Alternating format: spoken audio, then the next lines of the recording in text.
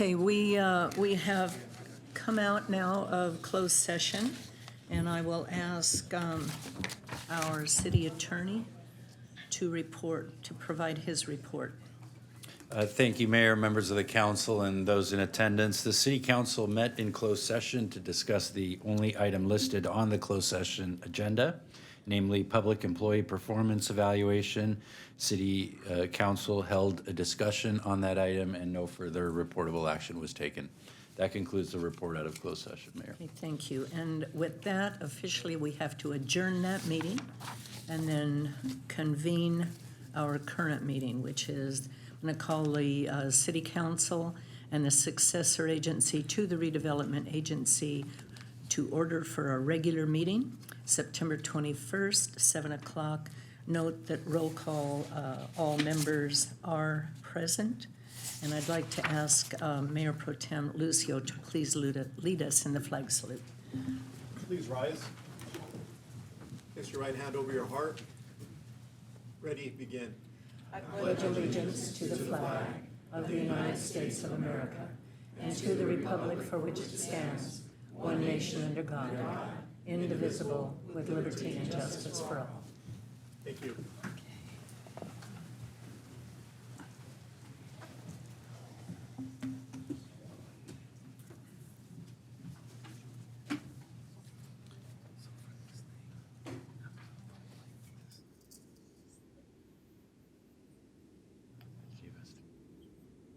An award which is going to Mr.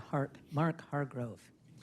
The City of Chino has an annual tradition of honoring a resident with the Spirit of Achievement Award, which recognizes community leaders who have dedicated themselves to serving the Chino community.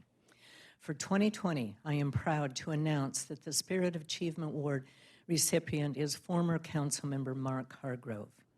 While we continue to mourn Mark's passing, staff created a special video that celebrates Mark's lasting influence on our community and reminds us of his many contributions to Chino. I would now like to direct your attention to the video recognizing Mark Hargrove as the recipient of the 2020 Spirit of Achievement Award.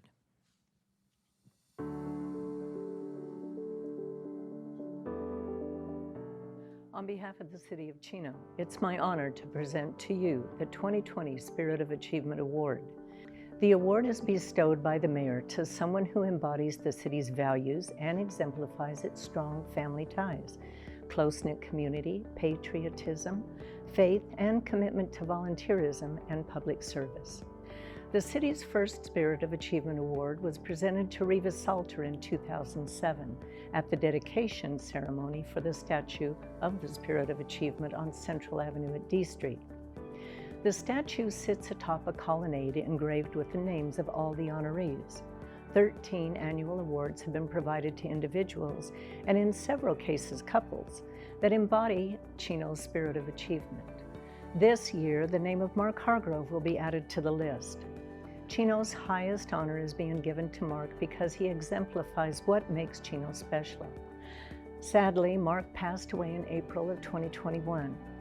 As a lifetime resident, veteran, law enforcement officer, youth sports coach, planning commissioner, Chino Valley Chamber of Commerce board member, and member of the City Council, he left an indelible mark on our community. Well, I think with Mark, I think his whole life, if you look at his whole life and you reflect back on everything that he did, I mean, he was born and raised here in Chino. He was involved in Chino sports when he was here. He graduated, went up into the military, gave back obviously to his country as a military veteran. Got out of the military, went right back into public service, working in the prisons, but made sure he came back to Chino, where he was from. He was passionate for the kids, amazing volunteer. He and his wife were a team as the kids were growing up, and then it kind of split off once they got to high school, which is where I got to actually work with him one-on-one, part of Sports Boosters, and we started together. We just saw a need that we had to make it better. I think in looking at his involvement as far as his law enforcement career, he knew that it was important for people to feel safe within Chino. So some of the things that we would always discuss was the fact that we wanted the community to feel like they could send their daughters out at 10 o'clock at night to go pump gas and feel safe within the community. And that's, I think, his whole basis on how we always funded the police department was the fact that we wanted everybody, no matter where they were here in the city, to feel safe. Mark pioneered and he wrote a lot of policy. All the policy went through his desk. So, I mean, he overviewed everything that is in writing and everything that's running today went through Mark's desk. So he had a very pertinent role in our day-to-day operations. Mark was comfortable as a planning commissioner, so he came in here relaxed and ready to do the job. He read all his homework, he read the package, and he came here prepared to ask questions, and he was curious about the project and make sure the project was just right, just the way people of the city of Chino would like it. He cared very, very deeply about our budget, about fiscal responsibility. He wanted us to be very frugal with our spending because he did not want to raise any taxes or impose unnecessary fees. But he also got involved with our community when there were issues, when it would come to the city council, any kind of controversy. Mark would go out and visit sites, talk to people.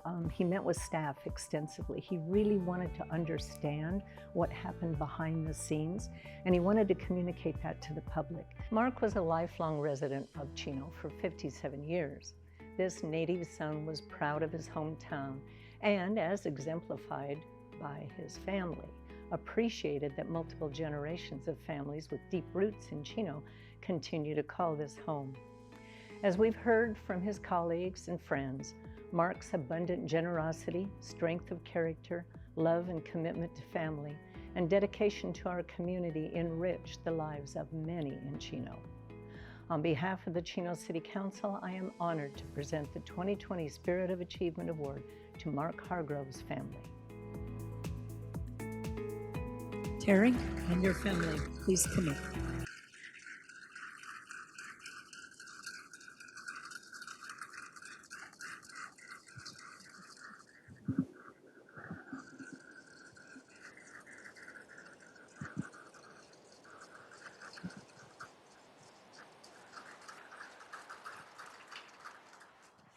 We're proud to present our Spirit of Achievement Award for 2020 to Mark Hargrove and present this to his wife, Terry. Terry, would you introduce your daughters, please?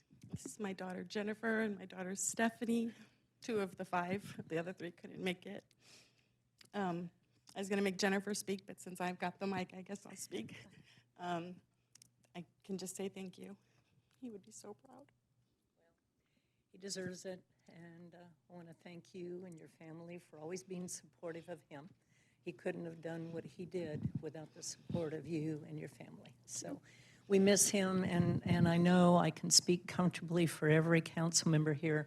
We wish he was still with us. He was a good council member. Thank you so much. Thank you, Terry.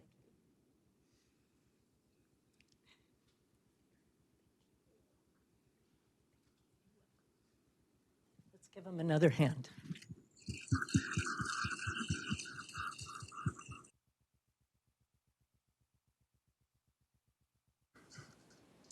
Next, we have recognition of our police department promotions. I'd like to call up Chief Simmons, who will introduce and call up the personnel in attendance.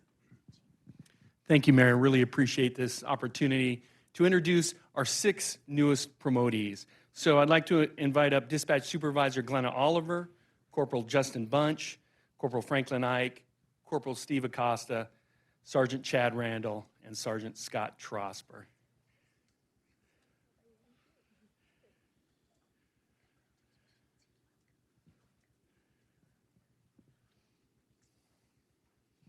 So these 6 promotees went through a rigorous testing process, beat out their competition to end up standing before you right now. And testing for promotions in the police department is serious business.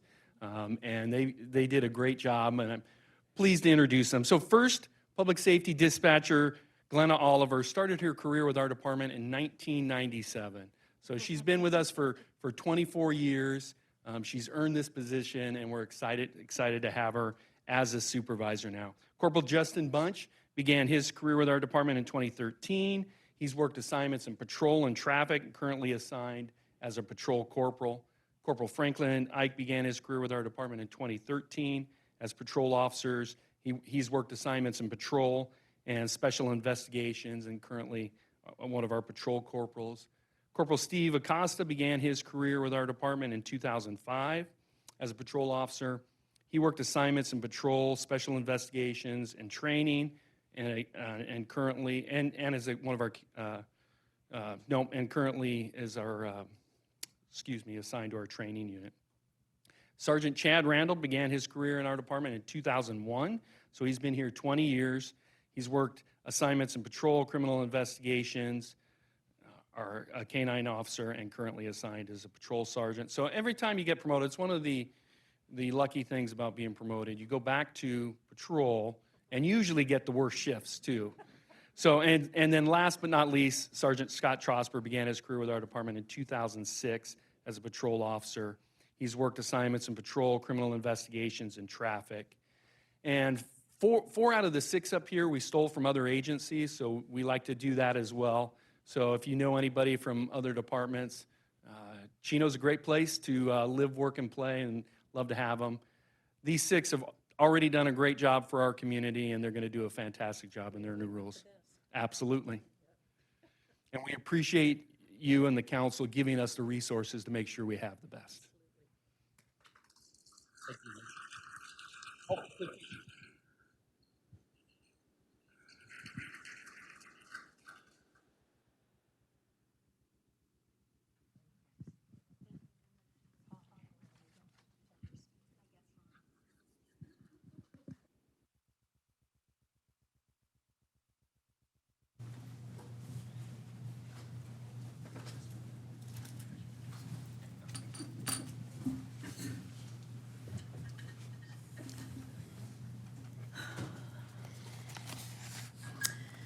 Okay, City Manager Ballantyne, do we have any additions or revisions to our agenda? I have no changes at this moment. Thank you. Okay. Attached to our agenda is our Economic Development Report. For August, I encourage all of you to read it. For public announcements, for tonight's public announcements, I want our community to be aware of recent legislation that Governor Newsom signed into law last week.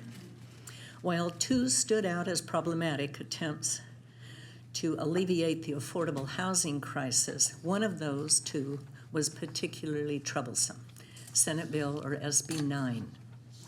In short, SB 9 heavily infringes on single-family zoning.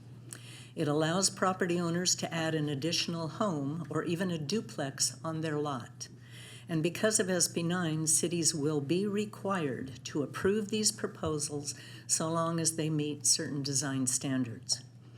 This is despite a majority of cities, including the city of Chino, expressing their opposition to the California State Legislature, including our own local representatives and the governor's office. As a community, we certainly recognize affordable housing as a matter of great concern in California. Chino continuously makes great efforts to assist those requiring housing through our Development Services Housing Division. Additionally, new residential development projects in Chino include affordable housing components that directly alleviate these concerns. SB 9, while I truly believe was well intended, does not have any affordable housing requirement. It only forbids owners from demolishing or altering existing structures that are already considered affordable housing. There is nothing that requires the production of new affordable housing. Rather, SB 9 appears to have only been effective in dismantling single-family zoning and limiting our local control. For any questions on SB 9 and its potential impacts, I would encourage residents to call our planning department at 909-334-3253. Next on our agenda is this is the time and the place for the general public to address the council about items that do not appear elsewhere on the agenda. I have a few written requests to speak. Our first is from Shannon Hoover, who's going to lead us in an invocation. She represents the Church of Jesus Christ of Latter-day Saints. I invite any of you who would like to participate in the invocation to please stand.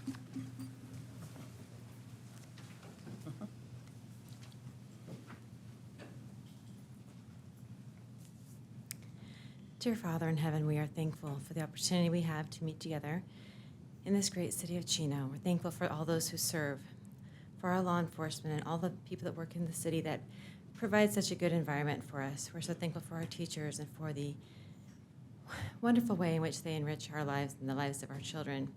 We're thankful for this city and pray that thou wilt watch over it, watch over the decisions that we make, and bless us that we may do those things which will keep us safe and keep us happy and bring others to find Chino a good home for them and for their businesses as well.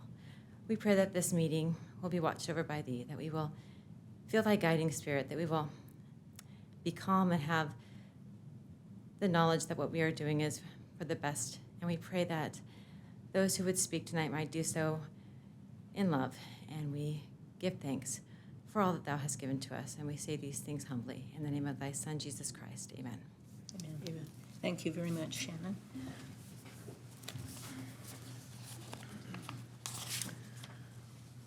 Okay, next we have Manuel Hernandez.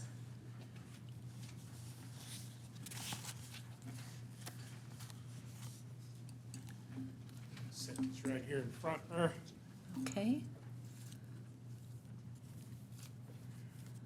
Well, I just want to say thank you to the mayor and council member for allowing me to come up and speak my piece. It's just more information than anything else. I don't have any real complaints. We have a beautiful football stadium over at Ayala Park that has been renamed to Yates Field. And my grandson, Alex Bickle, has played sports in Chino since he was old enough to do so, starting at 5. He's played baseball, basketball, and now he's playing football. All my boys have played sports here through school and high school. All of them went to Chino High School.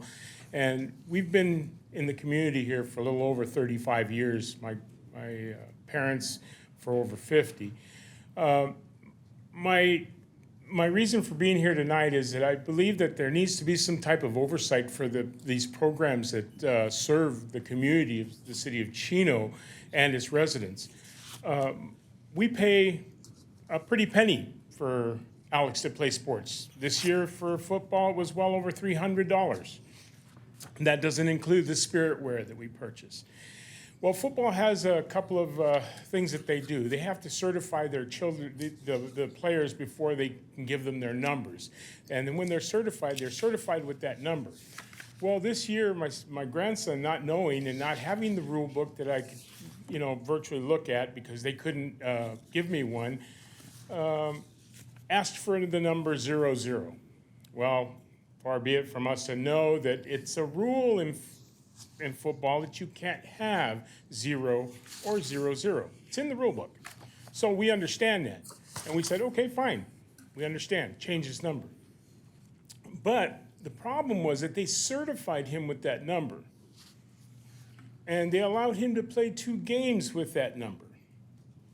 And then they came back, at the last practice and in force, 6 members of the board, and told me, well, we're sorry, you're going to hate us, but Alex can't wear that number any longer. It's in the rule book. It's an illegal number. Understood. We understand. We'll explain it to Alex, change his number. But we have a problem. You've already certified him, he's already taken pictures, and we've already bought spiritware. We've spent well over $150, $200 on items other. I've got yard signs that I've given to my friends, one in my front yard with his number on it. And these things, they cost 20 bucks a pop. And they told me, well, we understand if you're upset, you can feel free to take your son somewhere else or your grandson somewhere else. Yes, we're not going to cover those fees. I said, well, what about the fee that we paid? Well, we're sorry, there's nothing we can do. I'm getting nowhere with calling Pop Warner. So I'm asking the city council to maybe discuss this with Parks and Recreation, because I can be an advocate for all of the sports programs in Chino, especially, Chino National, Chino Pop Warner. They're great programs. Like the chief said himself, Chino, it's a good place to live, work, and play. That's why we're still here. But when this happens and an organization can have $1 million stadium to use and not treat the community fairly, he still has not received his jersey with that we paid for. Apparently they had issues. We paid for a reversible jersey. They've given him one to use from last year that somebody left. The program's not being run properly. Somebody in Parks and Rec needs to at least go out there and ask the families that are paying good money, hey, are you guys happy with what's going on with this program? And if they are, fine. If they're not, find out why. But it's not a complaint. It's just to, bring it to your attention so that you know that you have a beautiful field out there. I mean, we've gone to some other fields where we're playing on, dirt and grass, and sometimes not even a lot of grass. And we have a field that you guys just renovated for over $600,000, put in and changed the scoreboard for another $16,000. So we've got well over millions invested in that field. To treat our community this way? No, I'm sorry. We will ask Dr. Reich to look into it. I appreciate it, and again, I appreciate the time to be able to speak. Thank you very much, and I hope that everything else goes well this evening. Well, thank you very much for bringing that to our attention. Okay, there's a gentleman that wanted 3 items pulled, but he isn't here right now, so I will hold off on those. Our consent, is there anyone else in the agenda good heavens. Is there anyone else in the audience that would like to discuss anything that is not on the agenda? Okay, seeing none, our next. Mayor? Yes. I see some residents from the landmark community. I don't know if they're going to pull the item. Okay, thank you. Okay. We do have, there's actually 3 items on the consent calendar that are going to be pulled for later action, number 5, 6, 8, and 12. So I would take a motion on the balance of the consent calendar unless any council member wishes to have any of the other items pulled. Okay, seeing none, I will ask for a motion and a second for the balance of the consent calendar. Okay, there's a motion from Councilman Pocock, second from Mayor Pro Tem Lucio. Okay, the balance of the consent calendar passes unanimously. Okay, I'm gonna, since the gentleman that pulled 3 of them are not here, I'm going to go ahead and pull item number 8, which is the track 18903 landmark public improvements. This item was to receive an update on the status of the completion of public improvements on that track. We have 2 written requests to speak, the first being Kirsten Melville.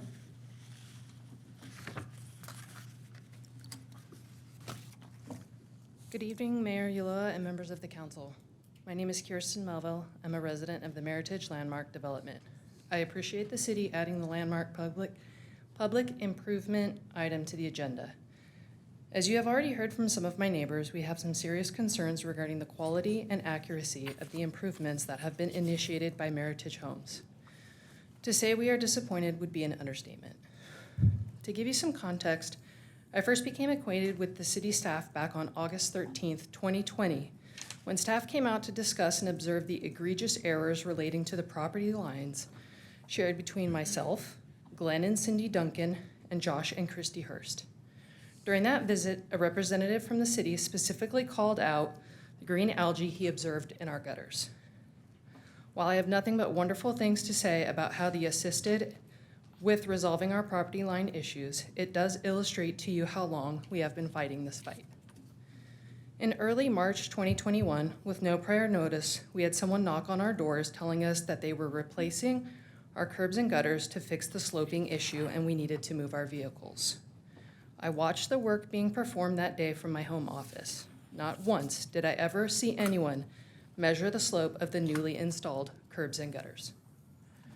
During the next week, my neighbors and I observed a city inspector measuring the slopes and performing general inspections of the work that was performed. He showed Cindy Duncan and I several areas in the gutter that did not have any slope.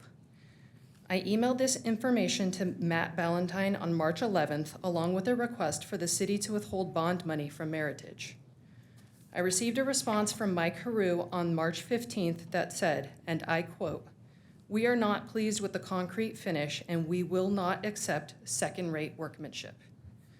While Mr. Hargrove did go on to explain that they had to exhaust all other resources before withholding bond money, it does acknowledge that the city has been aware of these issues for a long time. Several of my neighbors emailed the city with concerns, and we asked if these issues would be fixed before Meritage had a contractor perform the street capping.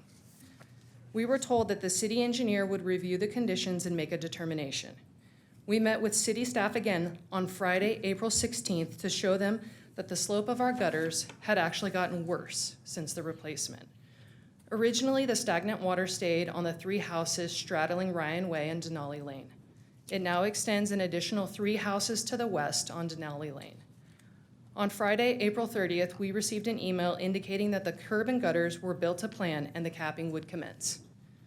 I specifically requested that someone from the city come out to show us that the slope met the plan requirements. On Thursday, May 13th, several of my neighbors and I met with the build inspector and his supervisor. Using a smart tool digital level, the city inspector measured multiple gutter areas in our presence, and we confirmed areas that were completely flat or had reverse slope. We were told varying requirements for the slope and also that we were putting the city in a difficult position. I detailed the results of this encounter in an email to Nick Ligori and other city staff on May 24th. We've been told a variety of excuses from the city for the algae-filled gutters, ranging from Chino is flat to its nuisance irrigation runoff and not the slope. I have emailed and submitted a public records request seeking an answer on what the slope requirement is for our gutters. I respectfully request that the City Council directs city staff to provide answers to the following questions. What are the slope requirements for Ryan Way and Denali Lane as the gutter travels south and then west towards the storm drain? Who originally approved the gutters and what information was used to make that determination? Has the city evaluated if the original plan requirements may no longer be accurate, considering that the original property lines and potentially the grading done in this development were not correct? The purpose of my comment is not to diminish the work performed by city staff. For the most part, I would say that the city has gone above and beyond to meet with us and to hear our concerns. Unfortunately, all of our diligence on this matter has not led to the situation being resolved, which is why we felt it was appropriate to elevate our concerns to your level. Thank you for your time and consideration of my request. Thank you very much. Next written request to speak is Christopher Schloman? No. All right. How do you pronounce it? Schleiman, but that's good. Schleiman. Sincerely. Okay. It's German. Thank you all. All of you here in the City Council, I appreciate you making this an agenda item, first of all. I certainly think what Kirsten just shared and what our neighbor Asin shared at the last one warrants it being an agenda item. And I'd also like to thank all of you for the activity that seems to be taking place on the street and the level of interest.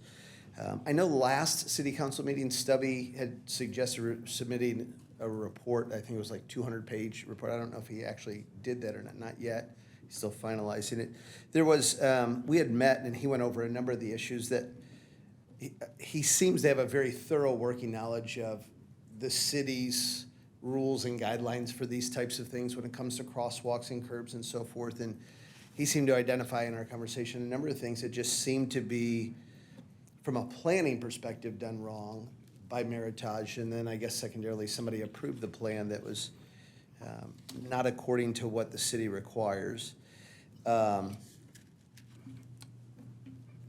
think of all of the frustrated neighbors there, I think I have more red in front of my house than anybody.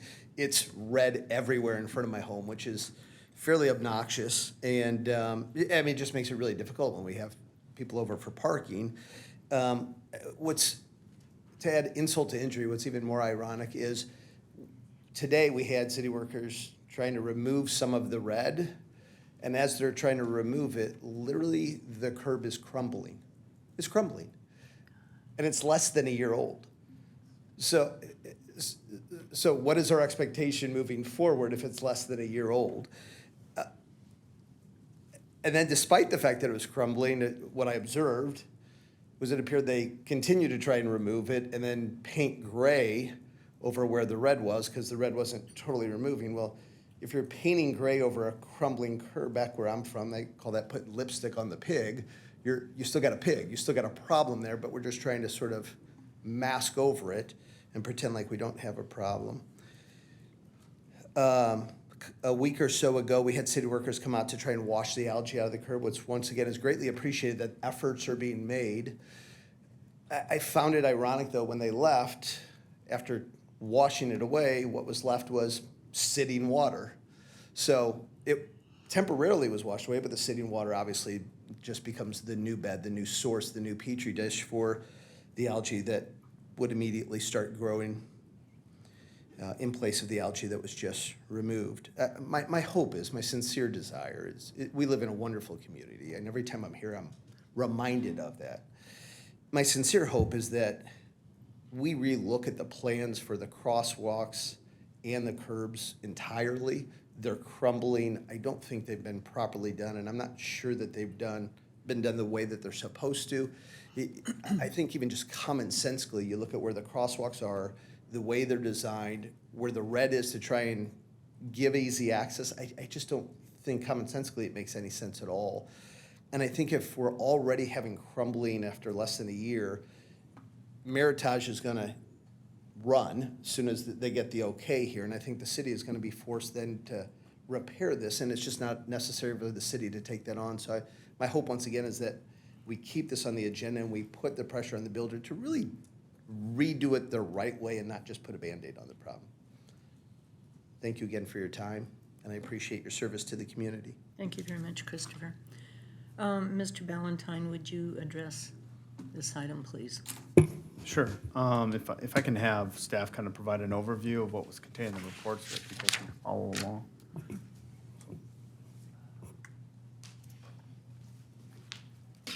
Thanks, Matt. Chris Magdosku, city engineer. I appreciated the additional information tonight. Helps me frame the issue more to Meritage.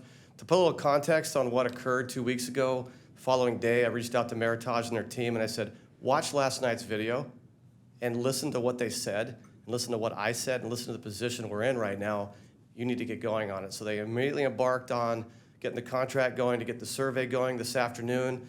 I got information late this afternoon. I haven't had a chance to review the plans yet. They specifically focused on the knuckle, which is where Kirsten and the neighbors live. And I'm going to review that information tomorrow and discuss the results with the engineer of record. I don't have any clear information if they surveyed all of the gutter, but I'm going to have that conversation with them tomorrow based on the photographs that were provided 2 weeks ago. On the red curb issue, I do remember hearing that some of the curb was falling off or spalling off when they were spraying it, so they stopped. They know not to repair it. Any work that gets removed during the paint job will get repaired, not painted over, so that's new information. I'd like to follow up with our team on that. The other issue in there regarding the mailbox, which hasn't been brought up just yet, is still waiting with the HOA on their end to make a determination. And then the third item the fourth item that was discussed in the staff report is the crosswalk, sidewalk, ramps in the area, and those were built per plan. As I mentioned in there, the county had the west side of Pipeline under their jurisdiction. We tried to probe and push to get those ramps in. They said, we don't want receiving ramps on our side, so that was outlined in your staff report. So right now, we're focusing on the drainage. That's immediately right in front of their face every day, and then the red curb and getting that resolved as soon as possible. So that's where I have staff's a question. What can be done about the curbing if the cement was clearly not according to standards? I mean, if it's crumbling just from being sandblasted or whatever it is that they were doing, plus I've seen photos of where some of the sidewalk is actually crumbling, that appears to me to be very bad quality cement. What can the city do about when a contractor uses substandard material? Usually what they'll do is before they pour, they'll submit the mixed design. We check the mixed design. It's a standard practice. We do it on every project. And now it's on the contractor to do it right. Usually, I'd have to check with Mike's group. I don't know if we have them provide a sense of compression testing to see how strong it is, because they got to meet minimum requirements. I don't know if that's done on every project. It might be a spot checking. But workmanship is its own unique issue. If they're not finishing it correctly versus the compression strength, that's a whole different issue. I'd have to talk to the team about that to see how we handle that during the inspection. But that should not be happening. Not right now. I mean, Well, that's exactly. It shouldn't be happening. So it's very different. I've never heard of that. What's the remedy for that? What They can the would- city do Go ahead, to Fred. remedy that? Well, I'm happy to answer that. Ultimately, it won't pass inspections, and it would not be accepted by the city council. The public improvements have to be formally accepted, and then basically the obligation transfers to the city. You would not want to accept those public improvements. So that's the Which we leverage we haven't. have. We You haven't have not. accepted them. You have not. But the issue is, if we hadn't have tried to do the correction work, we wouldn't know that it's substandard material. Well, presumably, there's an inspection that occurs before the point where the actual recommendation's made to the council. So you'd have the benefit of that knowledge that it either checked the various inspection points, or if it didn't, it wouldn't come to the council. So presumably. Chris, are those inspection points and requirements, are those gonna be double checked? We will now, more than normal. But I'll Well- check with Mike and And I'll also add that when our staff was in the process of removing the red, paint, we observed that, and that's been noted as a correction. So the developer has that, and we're going to be requiring them to reconstruct that section. Okay, well, I have a question, though. That's only the section where the red paint was removed. If that section is substandard, it seems to me that probably all the curbing is substandard. Yeah. So is there a way to require Meritage to rip out all that curbing and fix it? We have to look into that portion. And the only other thing I would add as far as what was presented, and I just want the residents to know that the removal of the algae is not a solution. It was just, we recognized, and thanks for the photos, but we just didn't want it to continue to accumulate. And so Public Works went out to just clear that, and they're continuing to monitor it until we find the permanent solution. We just received the survey information, and I would say the survey information is incomplete. We didn't get all that we all wanted. So, and that's related to the drainage portion. But once we complete that, we'll certainly share with the community the outcome. Okay, so the survey has to be completed, which it was not not to my, to your satisfaction. it came late, and I didn't have time to review all the information, because I want to talk about it internally. It was the end of the day. But my first thing I saw was, I didn't see everything I thought they were going to do that I talked to them about. Okay. And is there a written record of that, what you required them to do that they did not do? I don't know how I phrased it, but I know I put in an email that I need that gutter, the south side, done. But I can't remember if I said that to them or if I typed it to them, but I know In this case, when we have a problem with a developer, I think it's absolutely critical that everything be put in writing. because I think it's probably going to get to a legal point. Well, and to the point of that, I actually had reached out to one of our on-call consultants we already have on board to actually do the work separately. And we already actually discussed the scope, and that was the scope I discussed, was having various points done throughout the tract. You know, we used our own technical jargon to get it done, which would then have been a larger scale issue, so I could still have that in my back pocket. I did let them know that if this becomes a legal issue, we have to kind of be aware that we've got you under contract separately doing this on our own, you know, side, but we have residents that have concerns. I have concerns. I've never heard of spalling like that. I've done a lot of sandblasting of red curb in my career. I've never heard of it coming off or coming apart like that. That's interesting to me. So I like to kind of learn a little bit more about that as well. And I'm more than happy, Mayor, I know it's not, you didn't ask me this, but I can offer it up to reach out to Kristen and show her the plans and talk about the minimum design standards, and that I'm the one that actually approves the plans. I don't prepare them. So they go through the plan check process. They come to me and they say, they're right, Chris. And I might spot check it and say, okay, everything's there. But it goes also down to what's built in the field. That's where the devil's in the details. Well, I think, you know, in the past, a long time ago, we had another developer that we had some real serious issues with, and it was really contentious. And I hate to think this, but this may be another one where we've, sadly enough, had a developer in our community that's not quality. Not that we can have anything to do with it. I mean, we can't okay and not okay a development coming in, but, you know, this is ridiculous. I know at our last council meeting also, there was a person that spoke and said that their patio cement was crumbling. Now, that's private property. I know we can't control that, but we have to make sure that we control the public property. Yes, ma'am. And like I said, I made sure Meritage knew to watch the meeting, which means they would have heard that testimony. So it's on them to now hopefully They need to make it right. rise to the plate. Yeah. Bottom line. Yeah. Agreed.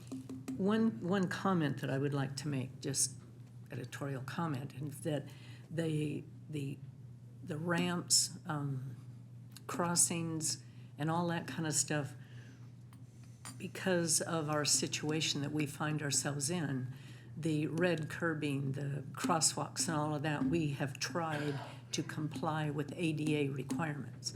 So those side, you know, the curb cuts, the sidewalks, the red curbs, all of that kind of stuff was not because we wanted it that way. It was because we're trying to follow ADA requirements. So if we don't comply with ADA and something happens, it's my understanding that the city then is liable for any accidents that happen or anything that's damaged. So we're kind of in a very awkward position there.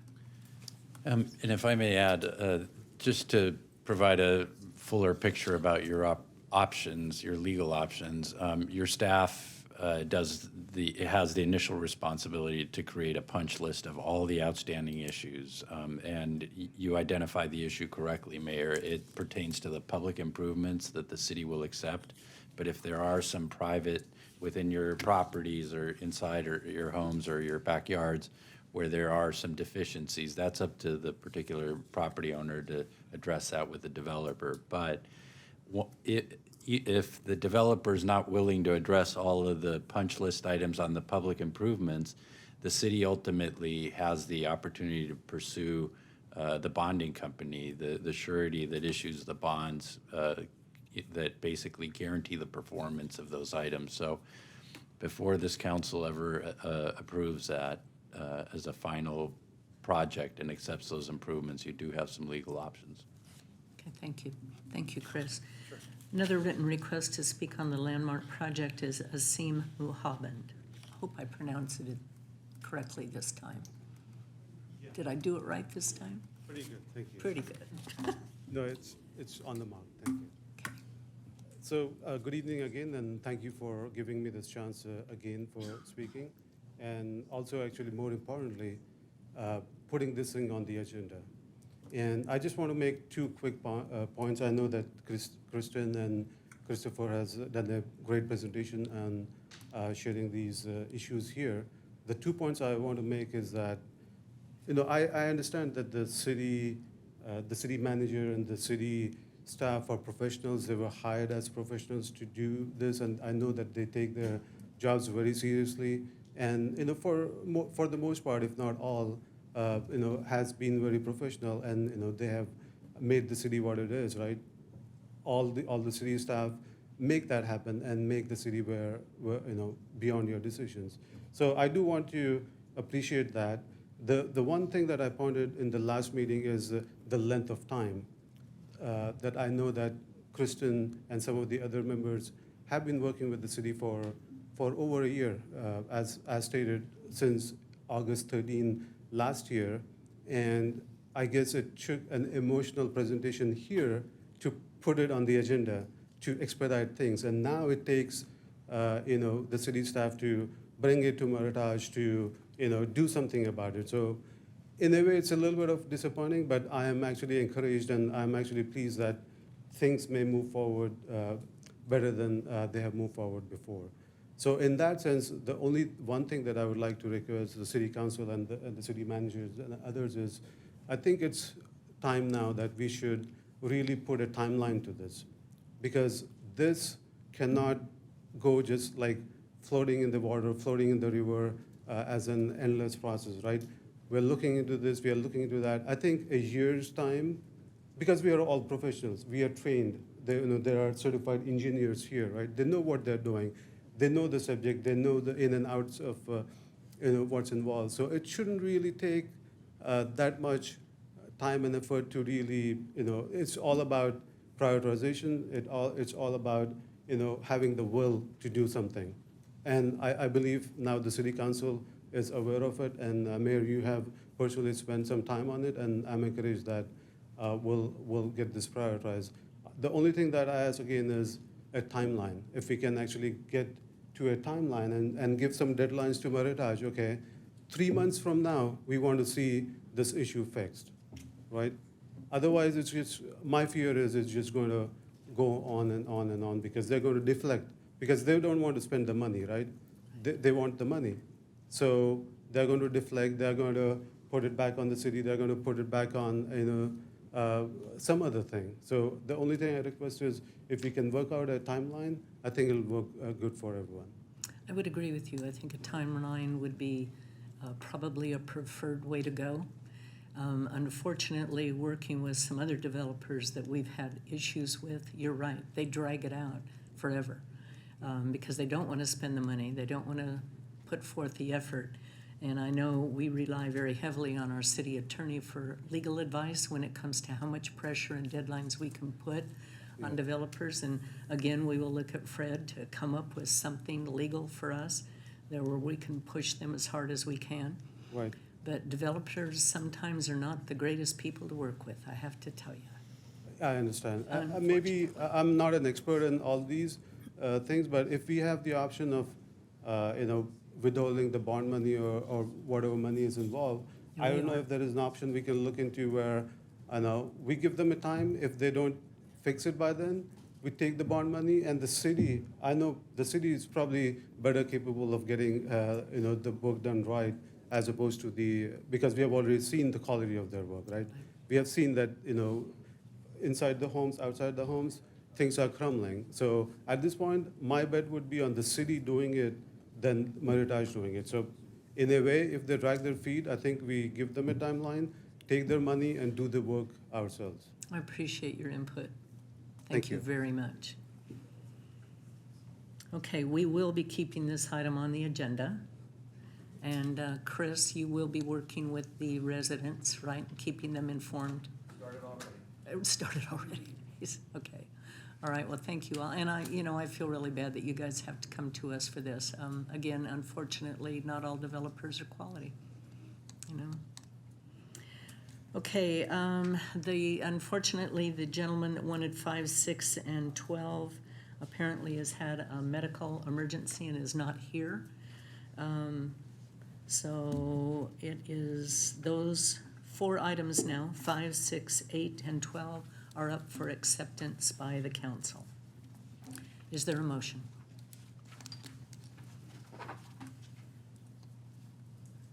If there's no motion, then the items will, I guess, come back next month at our next meeting. I mean, right now.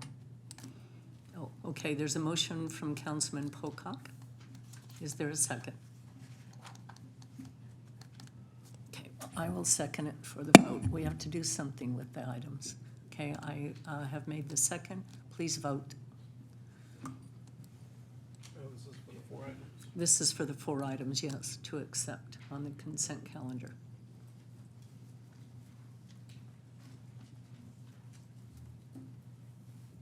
Okay, we had 1 abstention, 2 no, and 2 yes. So, City Attorney, what happens to the 4 items?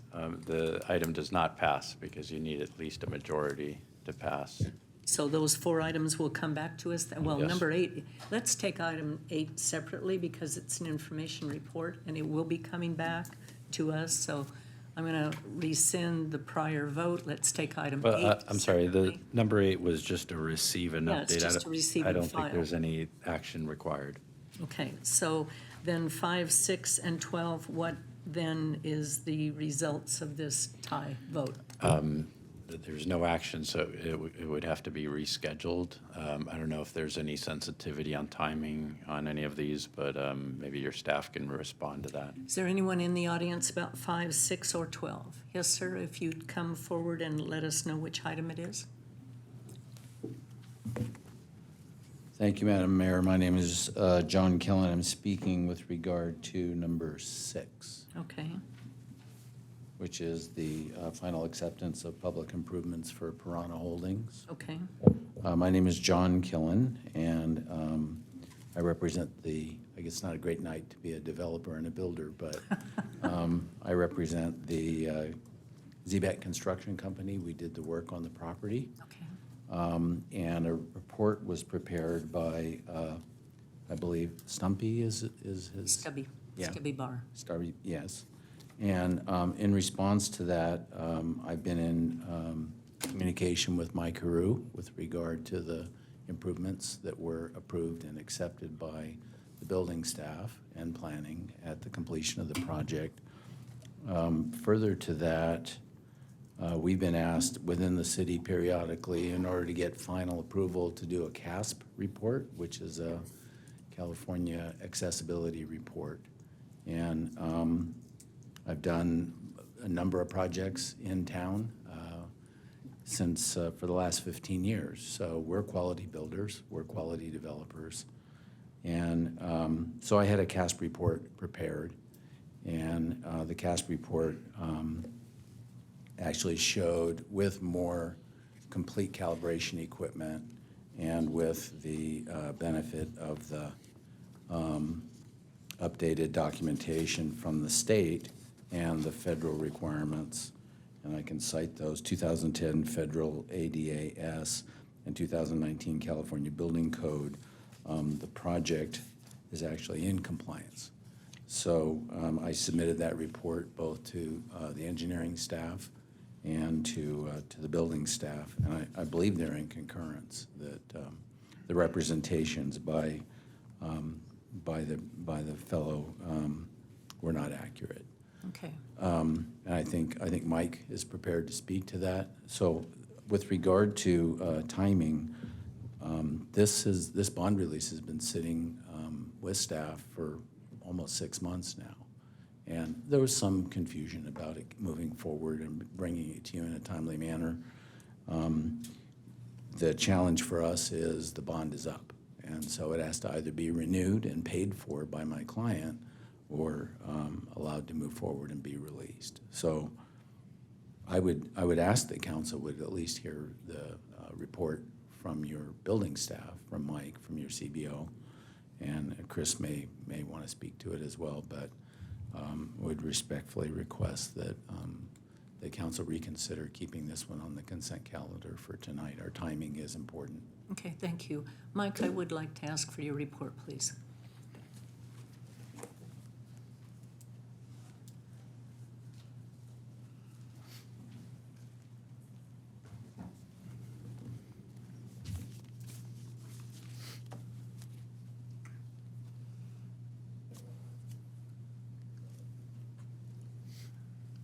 Good evening. Thank you very much for this opportunity. As it's been shared just a little bit ago, we did receive the accessibility report from Mr. Stubby Bar. At the last council meeting, we didn't have access to this report. We weren't able to comment on it. but staff has evaluated the report, and we have made some determinations. In summary, and I'd be willing to go page by page if that's what the council wants. But in summary, I think at this time, I think we need to. I know Okay. we do have the report that Mr. Barr provided, and I Okay. think it's appropriate to get the details. And in all honesty, that's what I thought we were going to do. I thought, because I saw an initial report which indicated everything that he had pointed out and what the staff had determined whether or not it had been fixed or not. But I thought that was what we were going to talk about today. I thought the staff was going to present what he said was wrong with the project and what the staff found was or was not wrong with it. That's why, for me, unless I'd like this to be one seen by the public, because if he pointed this out and we're not addressing to what he said and pointing out whether or not this is accurate or not accurate, then I think the community is not going to know whether or not we were actually diligent in doing our jobs and going out there and making that determination. So I expected a presentation, but I was kind of surprised that we didn't do that. well, I'm absolutely prepared to walk through the slides. There are notations on the slides that staff has prepared, and then open up each slide to conversation or for explanation. So Please we are proceed. definitely prepared for that. So if you're ready, we can get Yes. started. Okay. My So- hesitancy in bringing 5, 6, and 12 forward without Mr. Barr here would be that he would object to that and want them put back on the agenda. I mean, it's unfortunate that he's not here, but I think at least with number 6, our staff is prepared. I don't know what he was going to say about 5 or 12, but we do know number 6. Okay.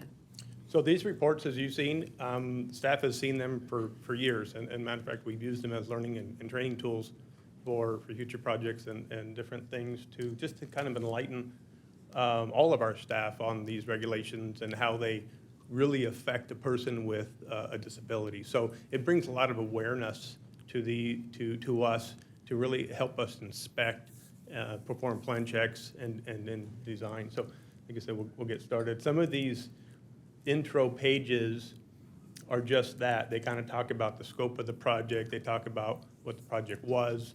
And then they kind of get into a little bit of what documentation was used to create the report.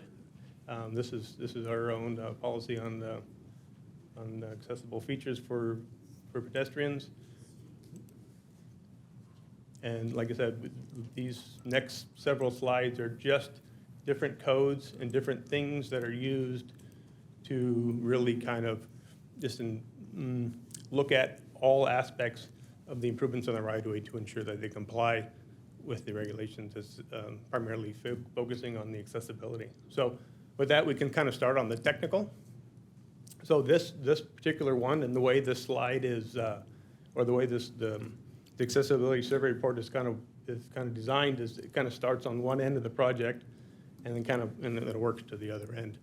The orientation is unique because I'm not sure which Dupont is east or west or north and south, but I think we all kind of know where we're at. So on these types of infill projects, we always match or we always try to meet up with an existing improvement in the right-of-way.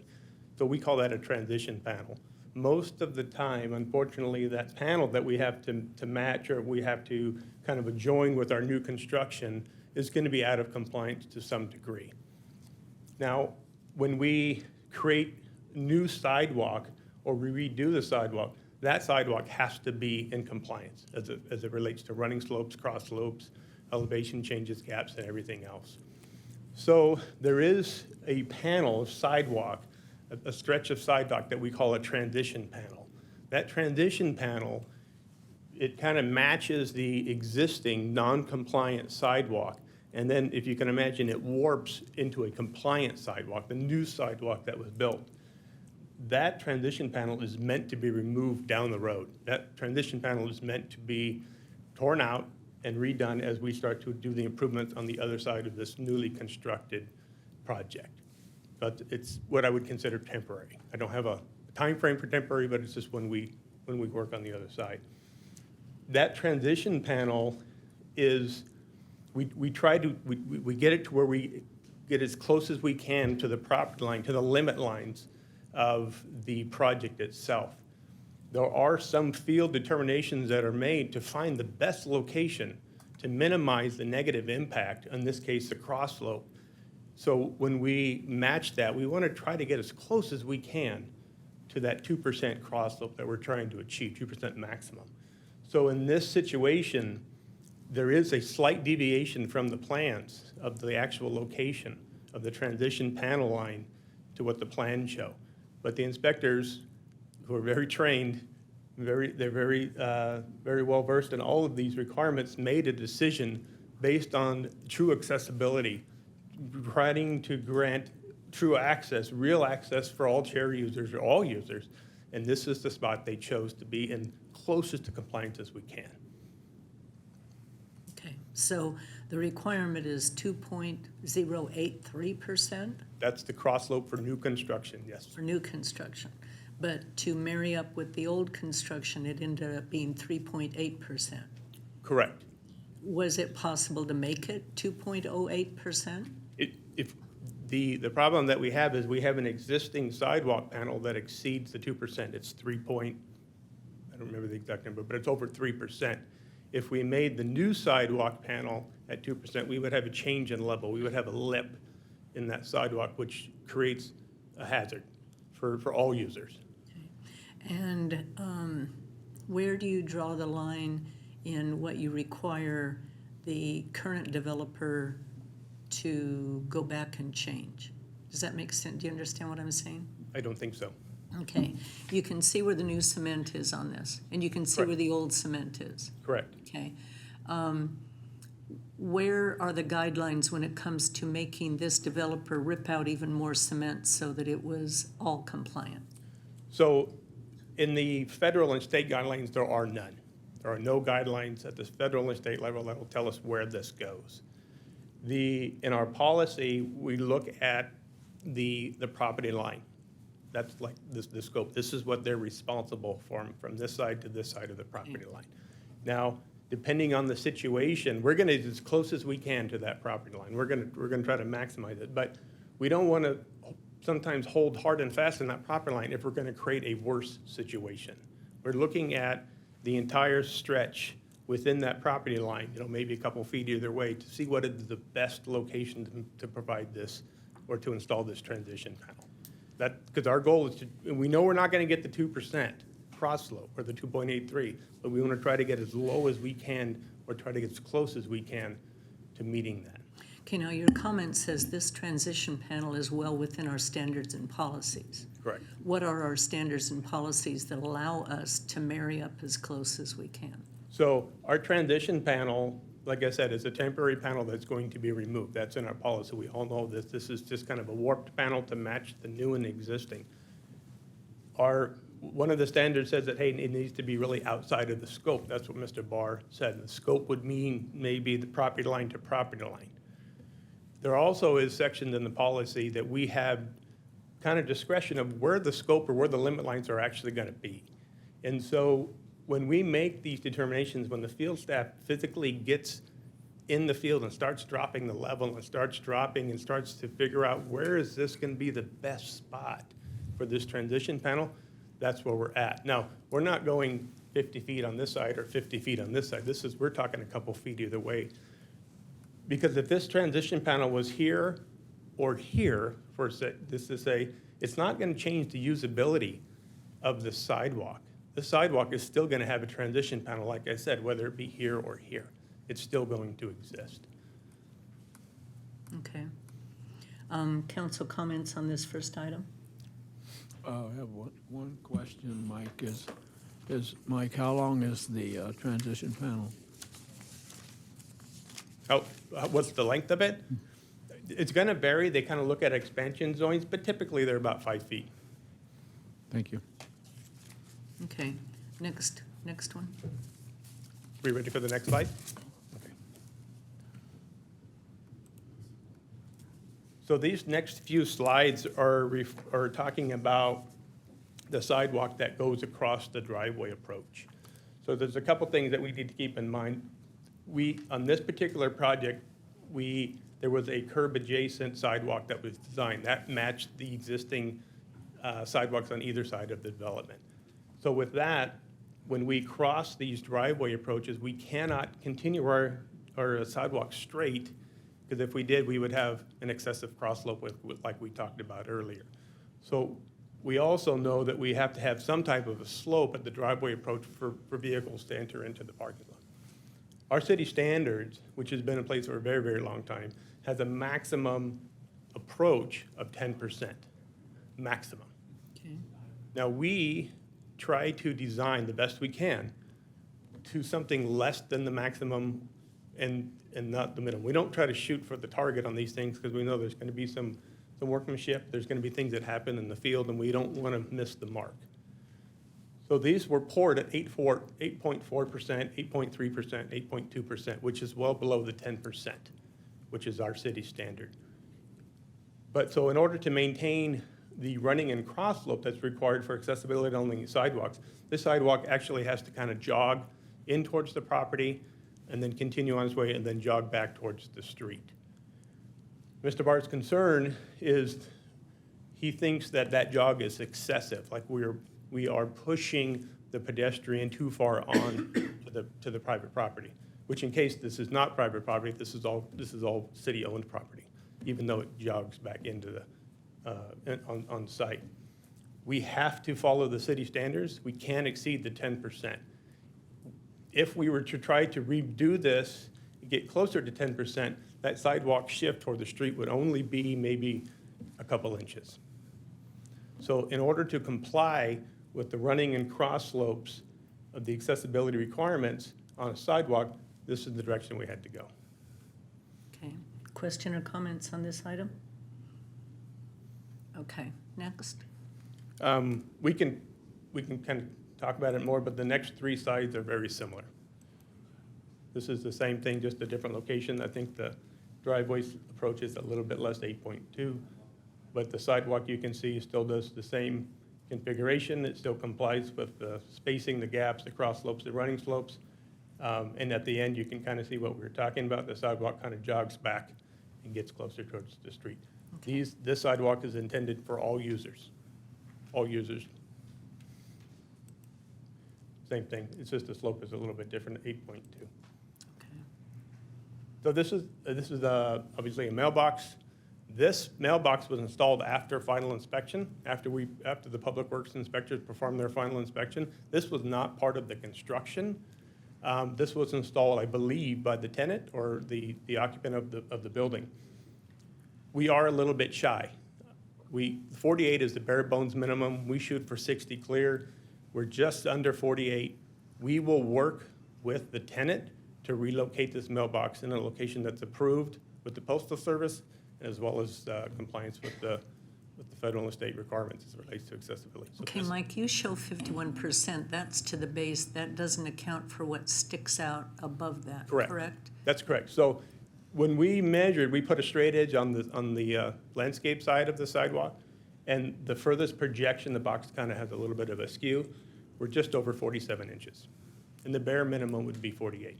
Okay, so he's going to relocate that mailbox? We're going to work with the tenant of that building to relocate that mailbox, but we also have to make sure we comply with the Postal Service. Okay. So we'll find a compliant spot. So, but this was not part of the construction. This was not on the plans. This was something done after the fact. okay. Questions, comments? No? Okay. I have, so the mailbox has nothing to do with the project? Is That's that what you're correct. saying? That's correct. Okay, thank you. Okay. This is a manhole for a storm drain. There are, you can maybe a little bit hard to see in the pictures, but there are some openings that just exceed the maximum of a ½ inch, but those have been filled. And that was verified today. Okay.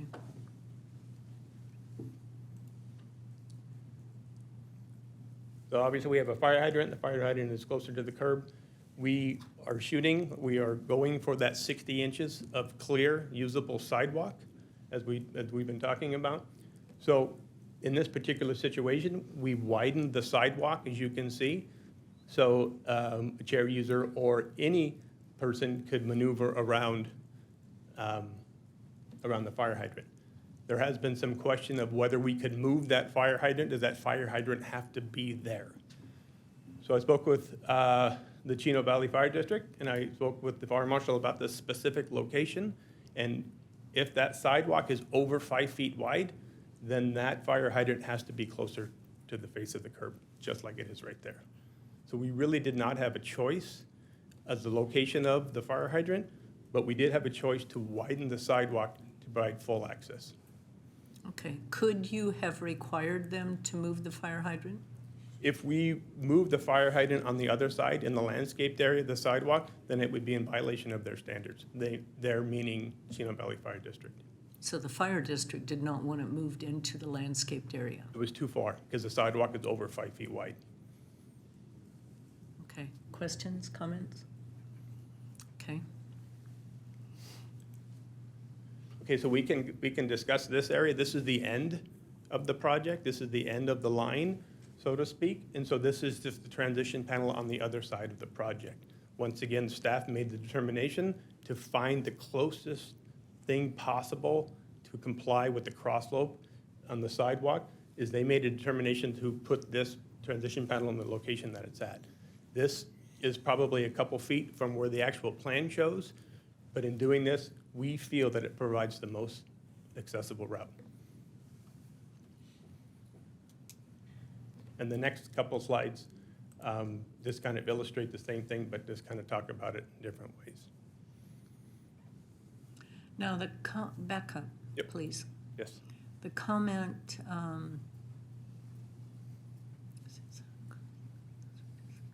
back up one more. Yep. I think it was one more. Okay, his note is this is not a transition panel. Transition panels cannot be located within the project limits or included in the project design. They cannot be part of the developer's work. Transition panels are part of the city's Title II program access requirements. Comment on that. Yes.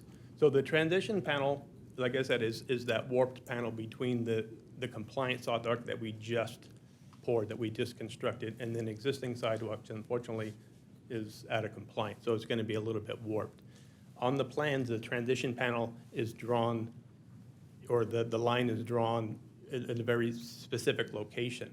When these plans are drawn and these plans are prepared, there's not the amount of field work that goes into an inspection. So they just draw the line basically at the property line. We know, like I said, our goal is to provide the most accessible product at the end of the day. And so the staff took a bunch of measurements, probably almost to that next driveway approach, to see what the best location would be for a transition panel. And because of the elevation changes and the cross slopes in the existing sidewalk and just all the other features, as we see the pole and there's like a little drainage underneath the sidewalk, the determination was made that this was the best spot for compliance. Okay, comments, questions? No? Okay. And I think, oops. And this one right here, if I can just touch on it real quick, this is on private property. It has nothing to do with the right-of-way. It's not involved in the right-of-way. This is regulated by the building inspector. The supervising building inspector has reached out to them, and they're working on finishing basically just the phone numbers and stuff on this sign. Okay, so the comments on this had nothing directly to do with accessibility? As it relates to work in the public right-of-way. Okay, this is on private property. This is on private property, that's correct. Okay. Comments, questions? Okay, Mr. Barr is back. I have, Yes, well, excuse me, I would like to go back to the slide that has the light pole in it with the transition panel. There's a couple of this. This one right here. This one, okay. It says this is not a transition panel. Transition panels cannot be located within the project limits or included in the project design. Well, if not, then where do you put them? If you don't put them in the project limits? Well, correct. So that's, when we have these types of construction projects where we are kind of have what we call these infill of these alterations to something that already exists, we're gonna run into situations that maybe what we call kind of looks good on paper, but it really doesn't work in the field. So we have to make determinations. Our staff has been very, very, very, very well-trained in these specific requirements, and we look at these things very closely. So they understand the ultimate goal, and the ultimate goal is to provide compliance and provide an accessible route for all users to get wherever they need to go. So yeah, at some times we're gonna draw something, or something is gonna be designed on the plans, but there's gonna be some variations and maybe some judgment calls in the field. Like I said earlier, this does not prohibit people, especially people with disabilities, access across this. This transition panel is going to exist, whether it exists here or it exists there. Right, right. So it's a judgment call. Well, like I said, we try not to do that too much. We want the inspectors and the contractor, everybody to literally be on the same page. But there are going to be some determinations made in the field, just like all construction projects. So with all our staff, they're going to do the best they can with the knowledge that they have. But basically, this project is accessible to anyone across the whole public right-of-way. That's correct. Okay, thank you. Any other comments, questions? What's the distance between the light pole and the sidewalk? Is that 48 inches? No, it is less than 48. It is greater than 36. When this was constructed, which I don't know when that year it was, I don't know what they did as far as accessibility. I don't know what efforts they took to try to comply with accessibility. Now, I understand that there are a lot of limitations and exceptions and so on and so forth, but the code does allow, under certain circumstances, 36 inches. So it is a width that is acceptable, but like I said, there's a lot of things that have to fall under play. So this light pole is outside the scope of this project? I believe the light pole is almost split. Split between the two? On the property line, right. It's very, very close. Okay. Anything else? Okay, Mr. Barr. Thank you. I think the builder has a question. Yes, sir.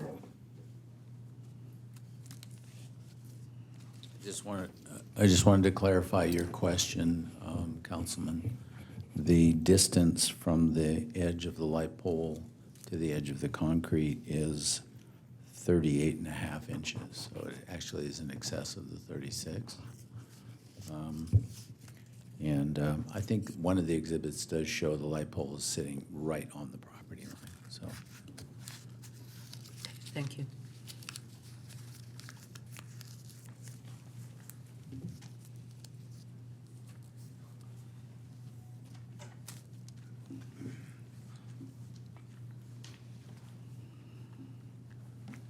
Sorry for disrupting things.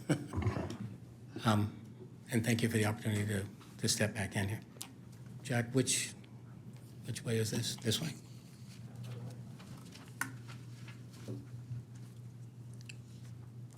So I'm going to be a little shaky and probably not as fast as my 5-minute allowance, so please bear with me. But I did this presentation. I overheard some of Mike's remarks.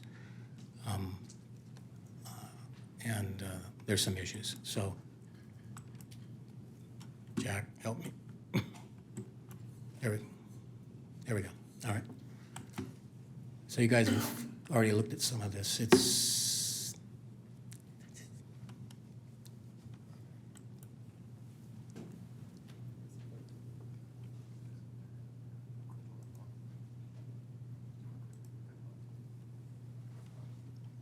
There we go.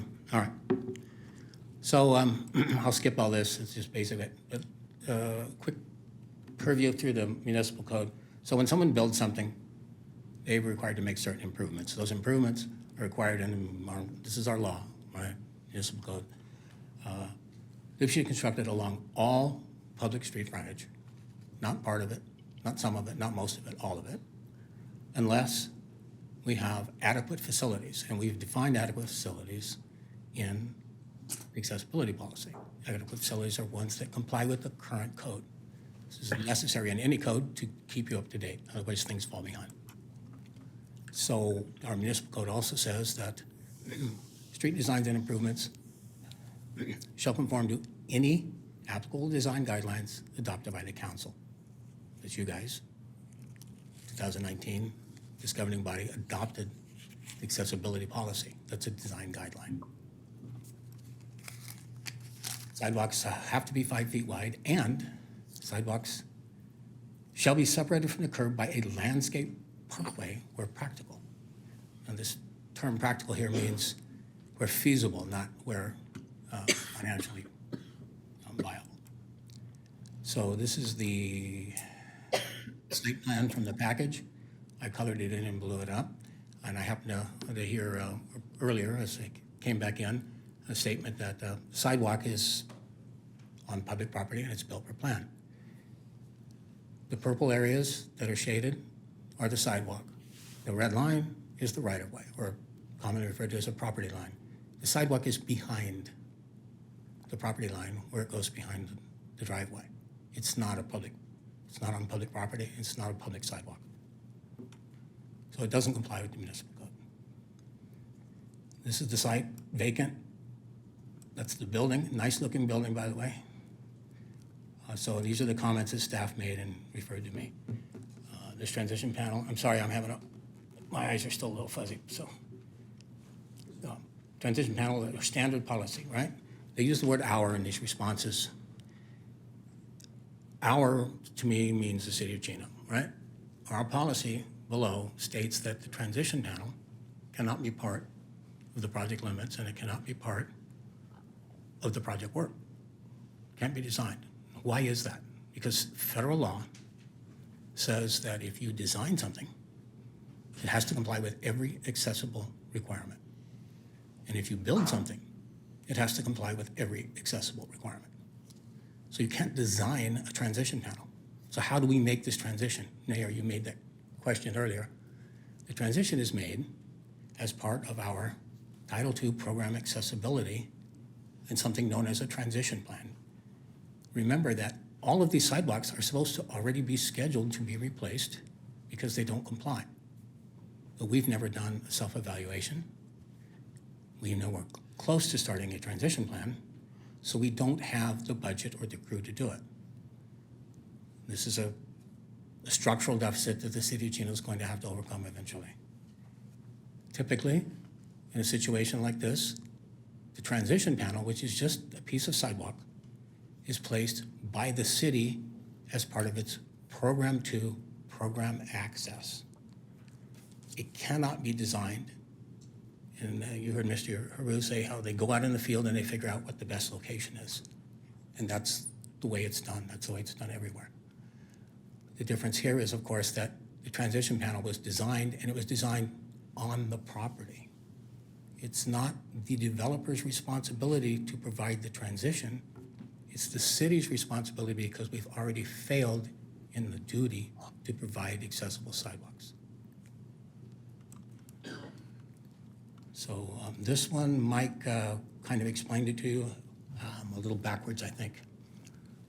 The maximum is a mistake by whoever drew this standard, because the policy isn't set on a maximum slope, it's set on a maximum setback, maximum run, simple geometry.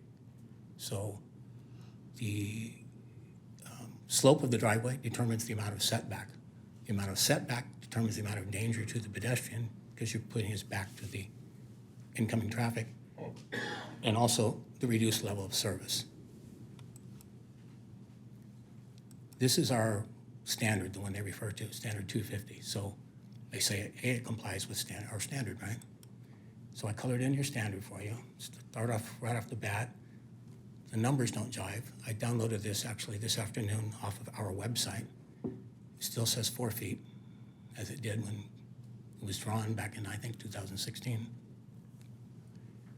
The blue lines are the property lines, and you'll notice that the location of the sidewalk is on the public side of the right-of-way line, not on the private side. In addition, there's a few other things here, like, for instance, that entire project doesn't have a single expansion joint in it. So it doesn't comply with this. It doesn't comply with the municipal code, doesn't comply with the standard that they say it does. These are repetitive mailbox. Okay, the installation of that mailbox requires an encroachment permit. And it requires an inspection by city staff. That's our municipal code, okay? We have a standard for mailboxes. We don't follow it, and it's not right anyway. If it had been followed, the mailbox would meet USPS standards, which is what they call 8 inches of mirror clearance at the curb. The face of the mailbox would be 8 inches behind the curb so that the mailman doesn't get smacked with his mirror. This one, Mike said he went out there and checked it today. I was out there yesterday. They shot some liquid epoxy into the hole, one of the holes. And it, of course, we have gravity here in Chino, and it fell through. It's now in our waterway. So the comment was made that this is an existing condition. It's not an existing condition. The existing condition was the utilities, the fire hydrant, but no sidewalk. So when you alter that condition and you install a sidewalk, you have now done what's known as an alteration. And you cannot have alterations that do not comply with the full requirements for new construction. So the 36-inch clearance that they're talking about and the reduced clearances, those only apply to existing conditions where you do not have to change something. If you make an alteration, whether it's elective or forced, excuse me, once the alteration is made, you have to comply with the requirements for new construction. So the condition was altered. On top of that, this is our standard for the installation of fire hydrants. And this is typical. They just installed a bunch of these on north of Tronquil a couple years back, right? 7 feet away from the curb line, fully in compliance with the fire marshal. This is what the plan calls for, or this is what the standard calls for. Install the fire hydrant behind the sidewalk when it's curb adjacent. And just to double check it, we have I think they call these wharf hydrants. I'm not sure of the name. Same thing, 5 feet sidewalk, the hydrant is installed behind it. Transition panel we talked about. Obstructed clear width. The response here from staff doesn't even address clear width. They basically said, hey, we decided to put this transition panel here. The developer is responsible for the improvements that are required by the municipal code on his own property. And the reason he is so that the rest of us taxpayers don't have to pay to fix the things that we didn't make the developer fix. So that light pole is an obstruction both ways. Mike told you it was accessible. I'm going to tell you that it's not. There's only 37.5 inches of clearance. The gentleman is incorrect because you don't count the rounded edges of the sidewalk. It's impossible. It's like counting the face of the curb as a part of the roadway. This is only a difference of like 18, 20 inches, but it's an important difference because that the light pole standard is supposed to be behind the sidewalk wherever you have a 5-foot sidewalk. We have a standard for this stuff. They don't follow their own standards.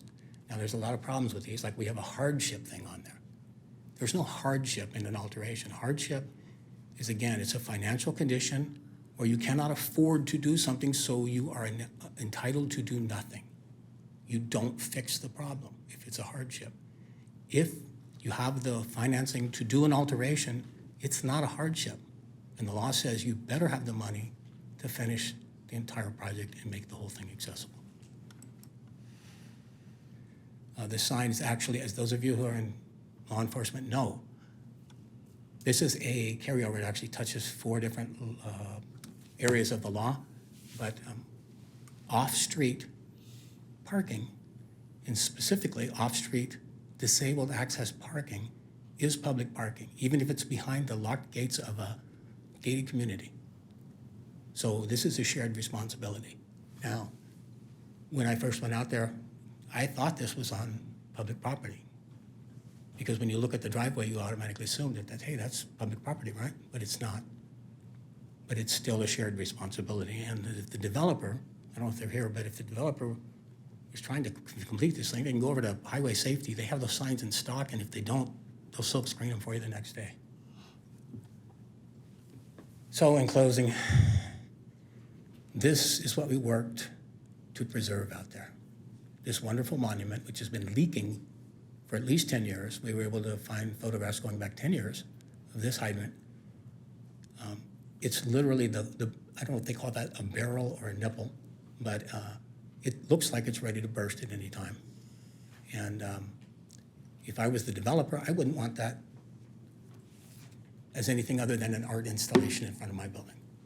But why we would ignore something like this and work to preserve it makes absolutely no sense. One of the easiest things to move in public works is a fire hydrant because every one of them has their own valve. So I'll be more than happy to answer any questions. As I know the transition panel thing is tough for people to understand, but it's an issue that we as a city eventually have to get abreast of. We cannot design something that's illegal. That's what the law says. You can't build something that's illegal. We as a city can provide access under program access. We can provide access to the maximum extent feasible or maximum extent possible. And that is what's missing on some of these comments is that, well, this is accessible. It's not accessible to the maximum extent possible. And that's what the law says. The law doesn't say make it accessible. It says make it accessible to the maximum extent possible. Thank you. I really appreciate you bearing with me tonight. I've had a rough night. And I'll be more than happy to answer any questions. Questions or comments? Walt? Stevie, could you go back to your, where you have the I'm going to have to. fire plug on? Or do you already lose it? Jack, can you run it for me? I can't. I don't have the fingers to do that. So, what are you looking for? Where you show the city design standards for location of the fire plug. Oh, okay. Keep going, Jack. You're getting close. Right about there.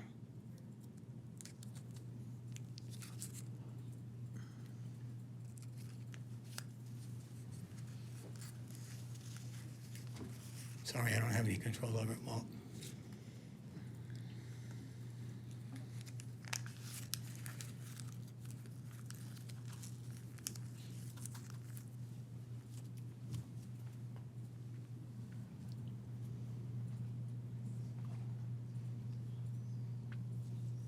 I think you're coming pretty close.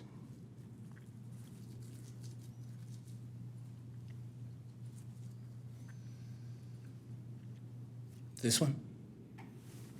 Yes, I think so. The next one, it'll zoom in. Jack, thank you. Go back to the other one. It's the same one, it just blown up. I thought I saw one where it showed the plug over by the curb. No? On the fire hydrant? On the other side of the sidewalk, yeah. On the back side of the sidewalk. That's the top of this one. I thought I saw one of these standards with the fire plug over next to the curb. In other words, on the opposite side of the sidewalk is what we're looking at.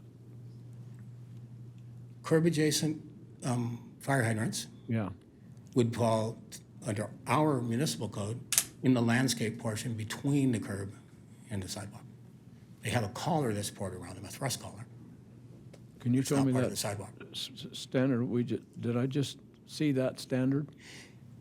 That standard is not in the book that's online. It's not a published standard. I thought I saw it on your presentation. It should be an exception to the standard condition. Okay, can we go to the light pole where you show the light pole location on the standards?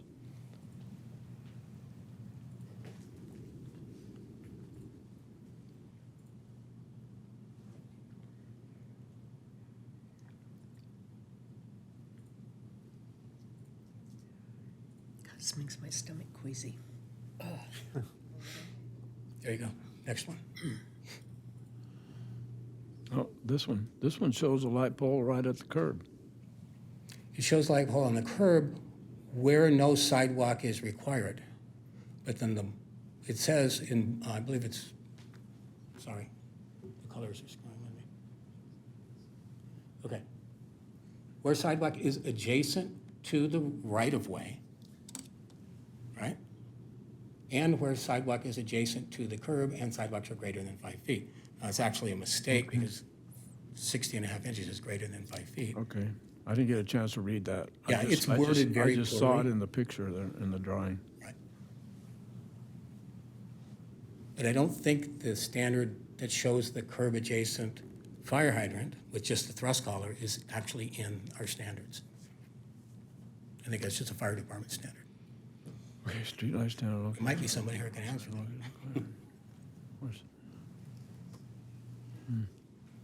Okay, thank you. You're welcome. Thank you. Comment?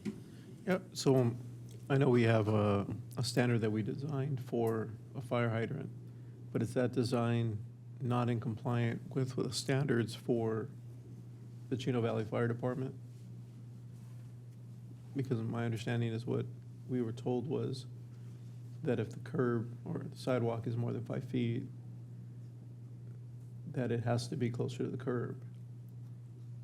So is our current design not compliant? Because if we do make our curbs 5 feet, then we have to put the fire hydrant up front, not behind. Correct. And the width is, I think it was a little more than 5 feet wide.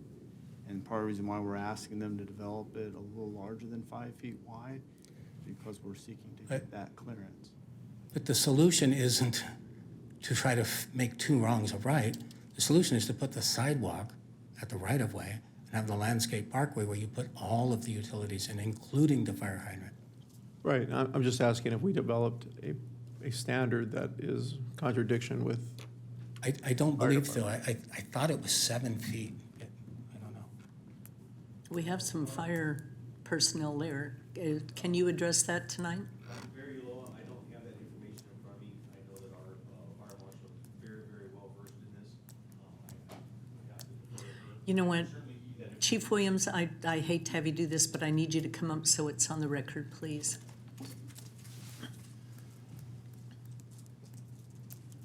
Sorry about that, Mary Law. I certainly don't have that information with me. I can provide that for you first thing in the morning. Our fire marshal is very, very well versed in all of our standards and codes, and I can certainly get that for you, what the requirement would be from the fire district's position first thing in the morning. Okay, thank you.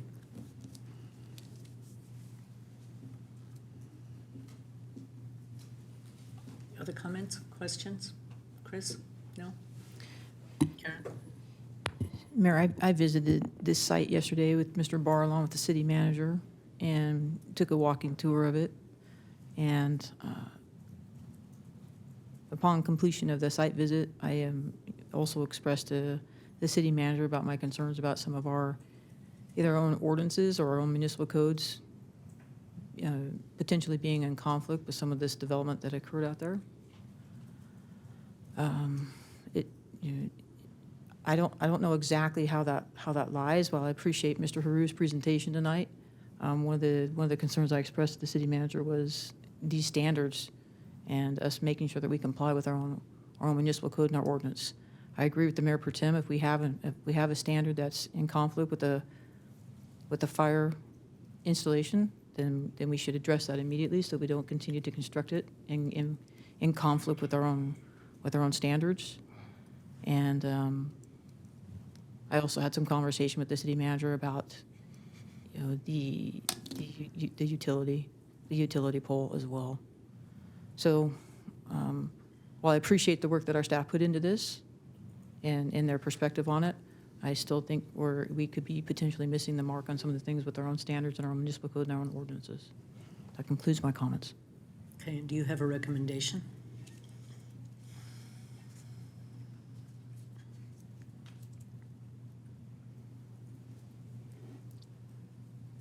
I don't know what my recommendation is on this.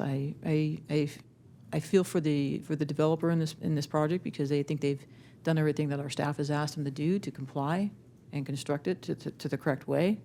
I have also had some conversations with the city manager where if that's the case, where we have asked somebody to construct something and they've done what we've asked them to do, I think some of these other things are easily correctable as far as the manhole covers and different things, but we should pay attention to detail with that before we bring those for completion. I guess my recommendation would be if there are things to be mitigated here, that we have either, that we could determine that are in conflict with our own ordinance, that we would have to take that up with staff at a later time and determine how we correct it. We seem to be at a stalemate. Mr. Ballantyne, do you have any recommendations or action that the council can or should take at this time? No, our staff is saying that this is in compliance. And if we didn't believe so, we wouldn't bring it before the council. Okay, so what is the council's wishes this evening? The item is before us to accept the public improvements, which would allow them to release their bonds. Chris? I believe Chris has something to say, and I'd just like to listen to see what what he has to present. Sorry, Matt, I felt like I wanted to address one thing that was discussed tonight, and we apologize. The error in that schematic showing the property line further west, we have the right-of-way. I have the document. I forwarded it to our team earlier today, so that was a part of the conditions of approval. Get the right-of-way necessary for constructing that sidewalk behind what appears the private property. So that's resolved. That's not a non-issue. And I have the document here for Mr. Barr so he can see it. Just the schematic was not correctly shown, so I apologize for that. Okay. Just wanted to add that correction to the record. Okay. So again, we have the item before us this evening to approve. Staff says that the project is completely accessible, that people can get from one end of the property to the other. Mr. Barr disagrees on several of the items. Our staff says that we are within, I guess what I would say, legal limits, I guess. I don't know what else to call it. We obviously have a disagreement. Mr. Is it Callan? Killen.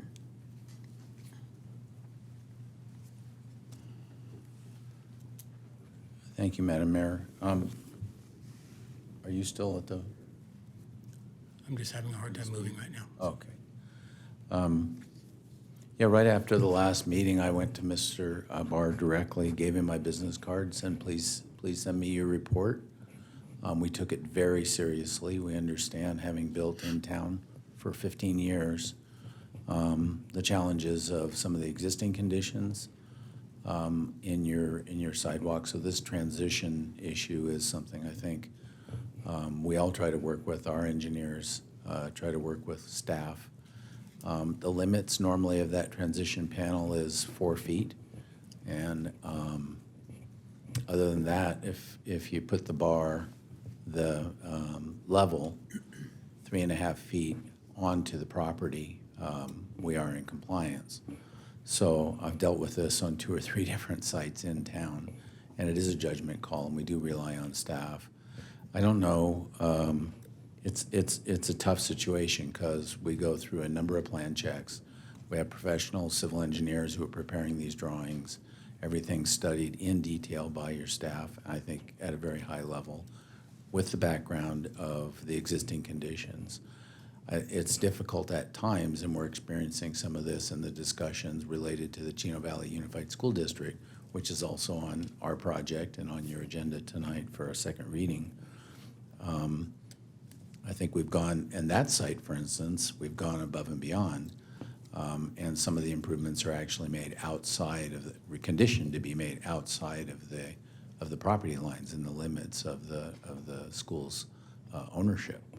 So it's a tough situation. These transition panels, I think, are intended to be a part of an ultimate, as Mr. Haru said. removed, and as you do master improvements on your infrastructure, then when you hit our property line or just beyond it, we are in full compliance. So that's I just wanted to point that out. Be a hardship now to ask our owner to go back and start tearing out driveways and replacing things to the city standards. So hopefully, on our future projects, these standards are made clear and reflected on at the drawing stage and the design stage. So we don't have to come back and have these kind of discussions and clarifications. But with all due respect to you and your work, sir, I'm a licensed architect, and what I knew to do with your report was put it in the hands of the CASP experts, and their conclusions were also with staff that we are in compliance. Thank you. It appears to me that some of our own standards are actually causing more trouble than help. And I know these standards, if I recall correctly, I think you worked with one of our previous staff members to come up with those standards. Me? Yeah, I think you worked with Natalie. Oh, I volunteered Was it to a actually. policy? It's not in the policy. It cannot be part of the written policy. It has to be narrative. Standard then. Whatever it was, Stubby, that you worked with Natalie to come up No, with. I volunteered to help with the standards, and my was flat turned down by staff.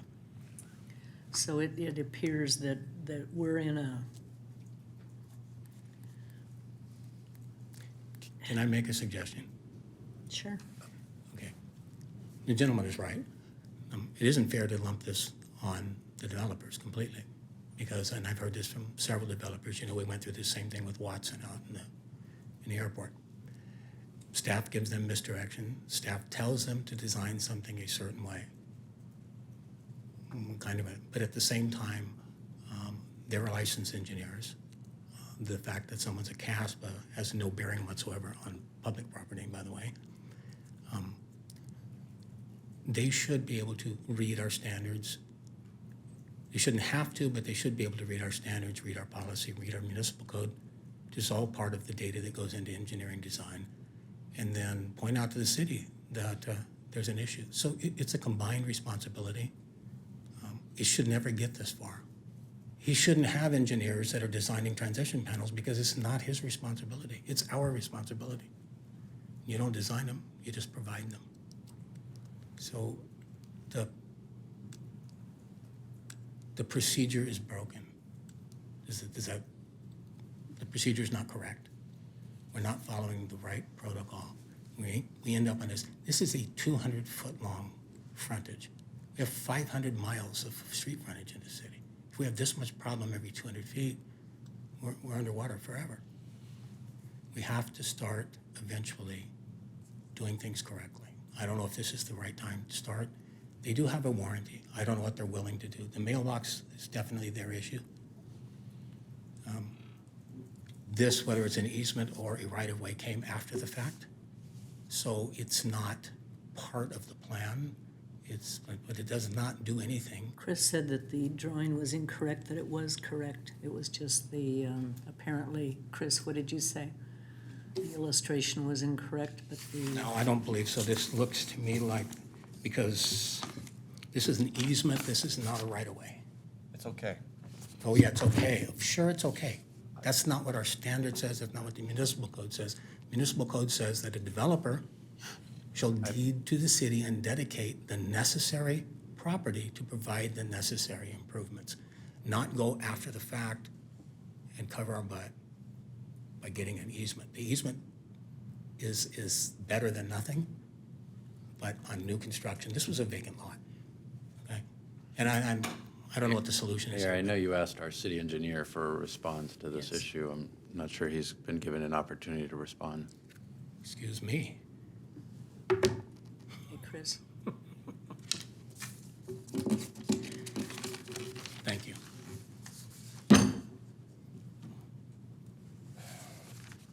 As part of the conditions of approval, they were required to provide for an easement, right-of-way easement. This will work. This was done in October of 2020 as a part of the process of the conditions of approval. So they built the driveway in accordance with our requirements. I just wanted to make that correction tonight because it was brought up that the plan shown in front of you in your staff report and as well as the report showed the sidewalk on private property. It's public usage. It's a sidewalk easement. It's legal.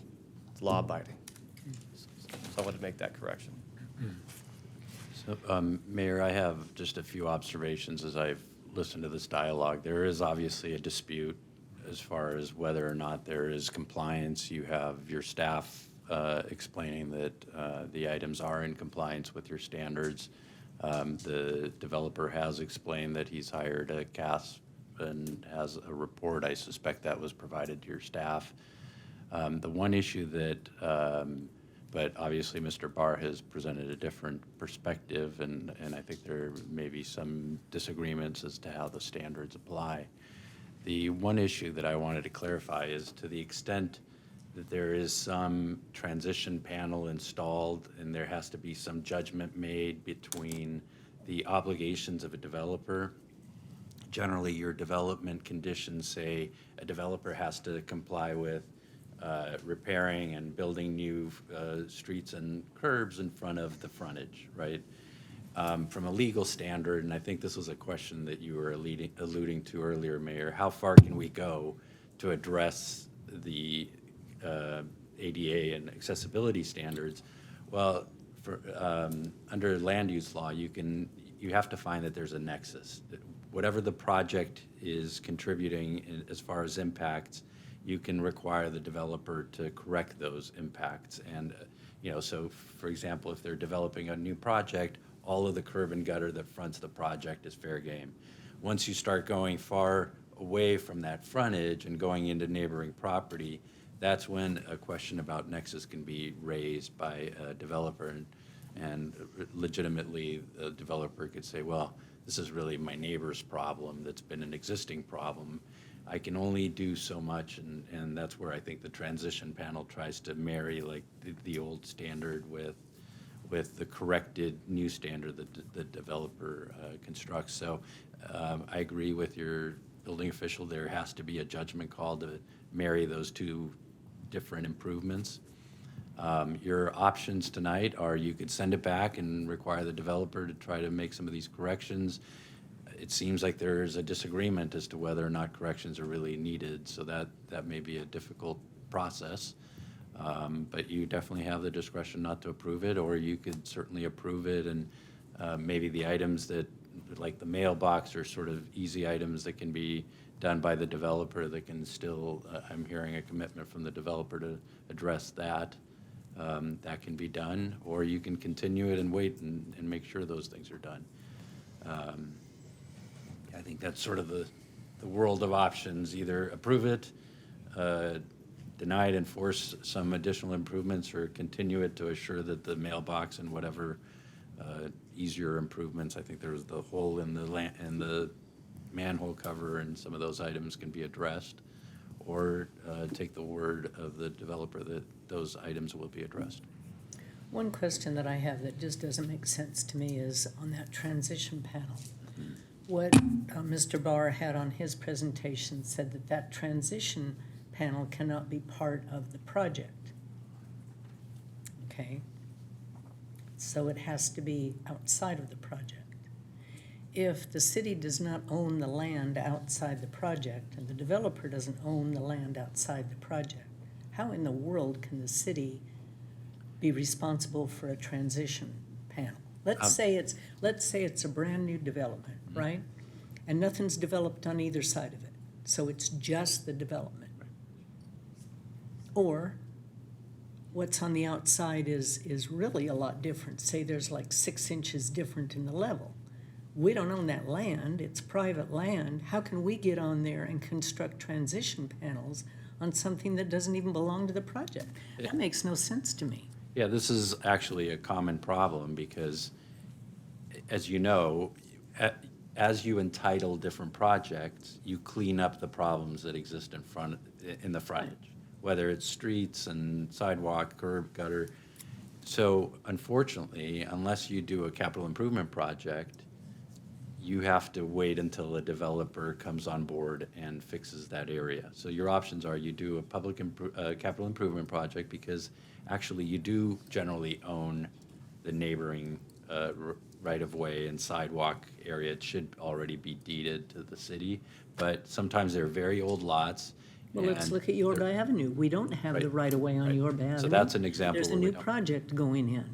We don't own that south property. We don't have the right-of-way. So how would you do a transition panel on something that we don't even have, that hasn't even developed yet? So it seems like you would have to do the best you can with the existing project, like staff said they did, to try to get the slope so that it's transitional.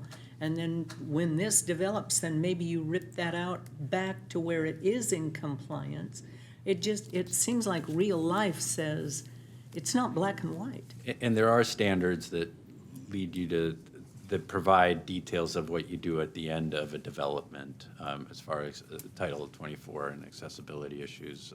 So they're very detailed standards, but you're right. Eventually, your ability to comply with a stretch of road ends when, you know, a project is not before you, or you don't have a CIP project before you. Okay, what is? Here, I can answer that question for you if you really want the answer. I do. Okay, so if you don't have access in the right-of-way for the property next door, you make the transition to the roadway on the subject property. So in other words, you can't have a sidewalk that just ends nowhere like we have all over the city, right? Because to be accessible, it has to be readily usable by, but also accessible to. So if you have a sidewalk that's perfectly flat, but it's on the other side of a curb and I can't get to it, it's not usable. This is why our policy has transitions built into it, so that if there is nothing adjacent to attach to, you go to the street. Because pedestrians are legally allowed to use the street when we don't provide a sidewalk. We don't provide a pedestrian facility. So this stuff is already addressed, it's already covered. We just don't apply it. It's not the developer's problem. The developer goes to the property line, or sometimes the project limits are expanded because we say, hey, you got to tie into so-and-so's sidewalk, or you got utilities that are 2 blocks away. In the case like this, the developer should have stopped at the property lines. You should have had a curb-adjacent sidewalk, a landscape-separated sidewalk, and you wouldn't have had any of these issues. By the way, we just looked up the fire standard, and the standard that we have is the same as the fire department standard for the fire hydrant. So they're not a conflict there. No. There's always a way to solve it, but it can't be ignored. And you can't say, well, we're not going to move the streetlight that's part of this project because what? What was the reason for not moving the streetlight? So we didn't want to pay for it? So now the taxpayers have to pay for it. It's a never-ending cycle. And that's kind of why all that stuff is addressed in the accessibility policy, so that there aren't any open ends, so that everybody that comes along and does the next puzzle piece has something to attach to. And if they don't, then there's still an accessible pedestrian route that continues on. Does that help? Yeah, okay. What is council's pleasure? I'd like to make some comments, Mayor, and make a motion. Yes. So, Mr. Galante, thank you for those comments. I agree with you. I think that we should pay attention to the property lines in these projects. In fact, that's something the city manager and I discussed on Monday morning while we were out there. But I also think there's prudent time, like with the light pole, for instance, we don't want to condition a developer outside of their scope of the project, right? But there's time for us to also, in the project, to maybe even mitigate that with the developer. If we look at this one, it just so happens, what are the chances? Half of it looks like it's in the project, half of it looks like it's out, right? Maybe our staff in the future can look at that and say, well, hey, let's work with the developer to get it in its proper place. You'll pay for 50% of it, and we'll pay for 50% of it. How about we split the cost? I think there's different options for us available in the future, which should be considered, because then we wouldn't have the concern with the width behind the sidewalk. So I think it can involve our staff with being maybe innovative that way. I think my biggest issue here, Mayor, is us constructing and it's, potentially in conflict with some of our existing ordinances and our municipal code. We see it, at least it appears that we see it tonight. But my recommendation tonight would be, what's been discussed here this evening is the developer has, I think, met his requirement. With the fire hydrant, when you look at it, it needs repair. It's apparent that it's been leaking for a long time. So I think we should ask staff to take that light pole and that fire hydrant at the end, which seem to be two of the most difficult areas, and come back to mitigate those appropriately and hope to bring them back into more compliance. That would be my motion, to release the bond, and then also look at how we're doing things with those transition panels. It looks like we may be in conflict with where the transition panels come into there. I like what Mr. Haru said tonight about the transition panels and why they put them there, but it may appear that some of our ordinances or codes could be in conflict with some of that. And if we have to do something to change it so we can be in compliance, I would hope that we would do that. So that's my motion. Release the bond tonight to the developer because they seem to have met their obligation. Have staff look at that fire hydrant. If it appears the fire hydrant, because leaking needs to be replaced or repaired anyway, and work to mitigate the issues of accessibility to the fire hydrant and the light standard. And just for So release the bonds, staff to fix the light pole and fix the fire hydrant at city cost. And you mentioned the transition panels, but you did not give any direction. I think my comment on the transition panels, Mayor, is just that, we should have a look at our ordinance and our municipal code and make sure that we're in compliance with those on these projects moving forward. Okay, so leave them as they are currently with this project. Yes, ma'am.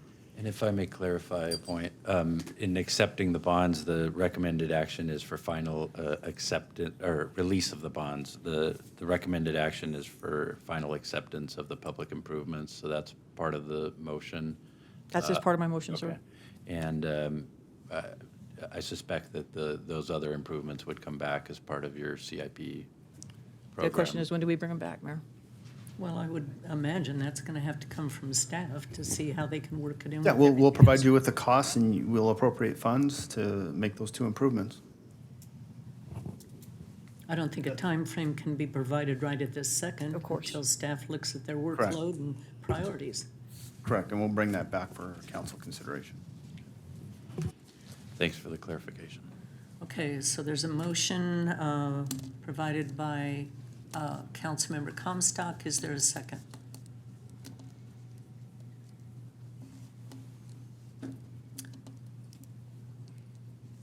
Well, now it shows Mayor Pro Tem Lucio making the motion, Councilmember Comstock making the second. Please, everyone vote. Mr. Pocock and Mr. Flores need to vote, please.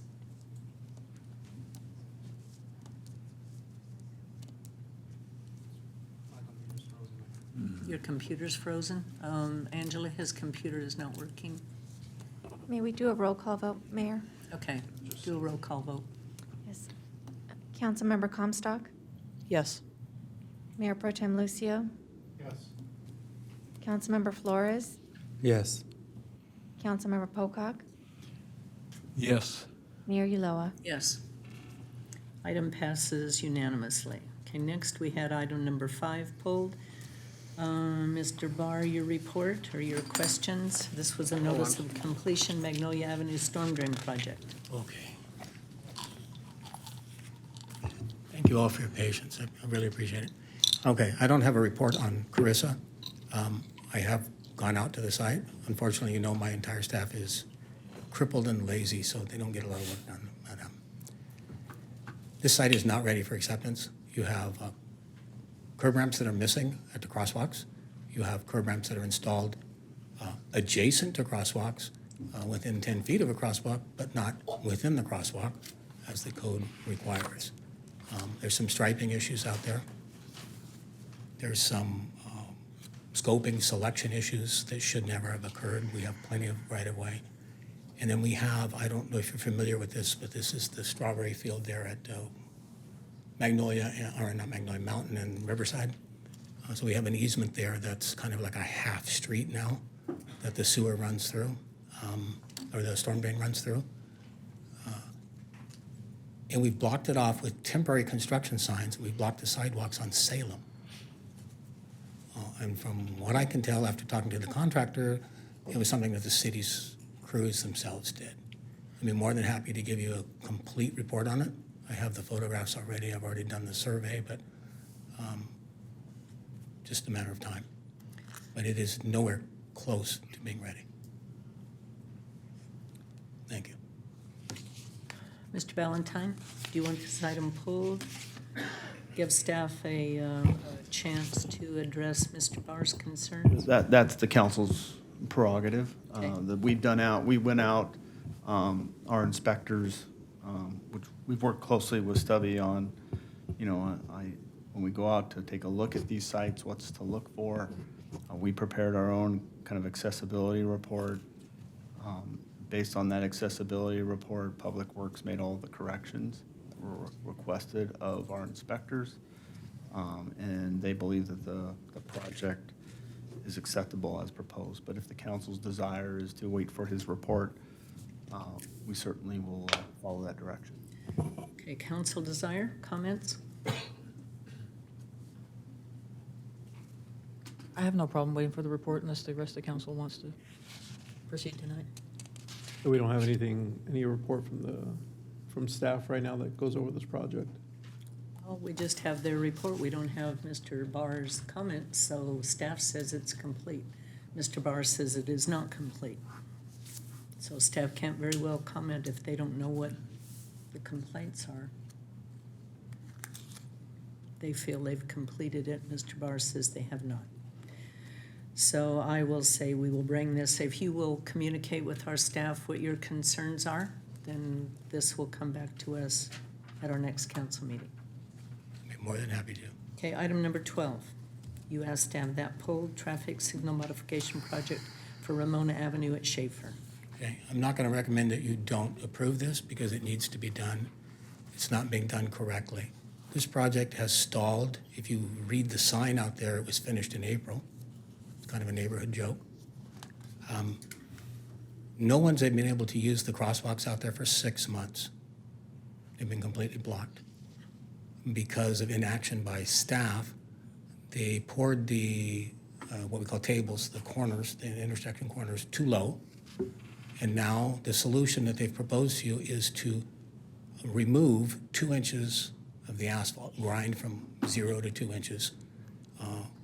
My observation, and after looking at those plans, is twofold. One is they still haven't done the slot cuts. They're not on the plan. And 2, I know for a fact that that pavement section, the thickness of the pavement is only 7 inches. I believe our current standard would be 8 inches. I don't know if that's from raveling and wear and tear or if that was the way it was designed.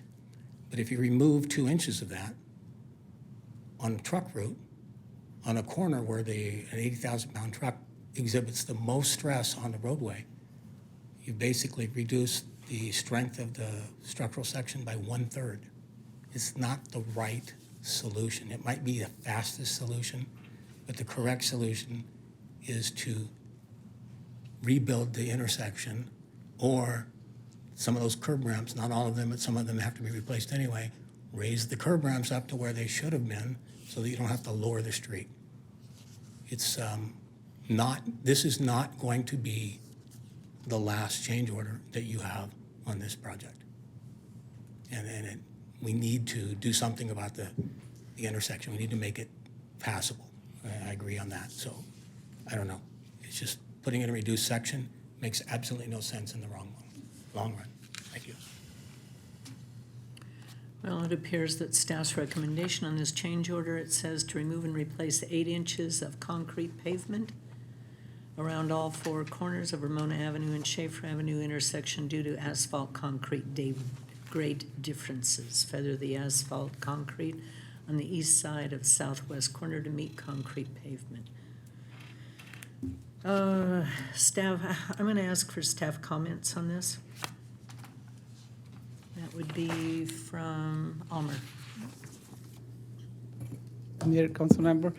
On this item, we looked at several options to fix the issue. The issue basically is that when we poured the curb ramps, we also poured another 4 feet in front of it at 2% slope, trying to provide for for a maneuvering space, which really wasn't necessary. What we're doing now is we're going to take some of that out and we're going to build it at 5%. So we are going to lose, we're going to go back to the original design, which had 5% slope coming out of the ramps, and then the amount of grinding was much less. We are going to provide additional cuts on the asphalt and fill it in, so we're filling in full depth.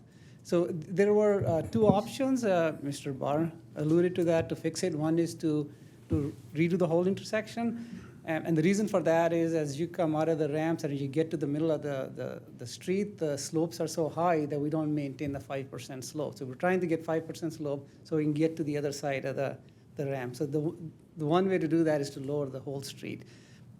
We looked at doing all of that, and the total cost of that is over $200, and it's in the staff report, I believe, $213,000 to do the whole intersection.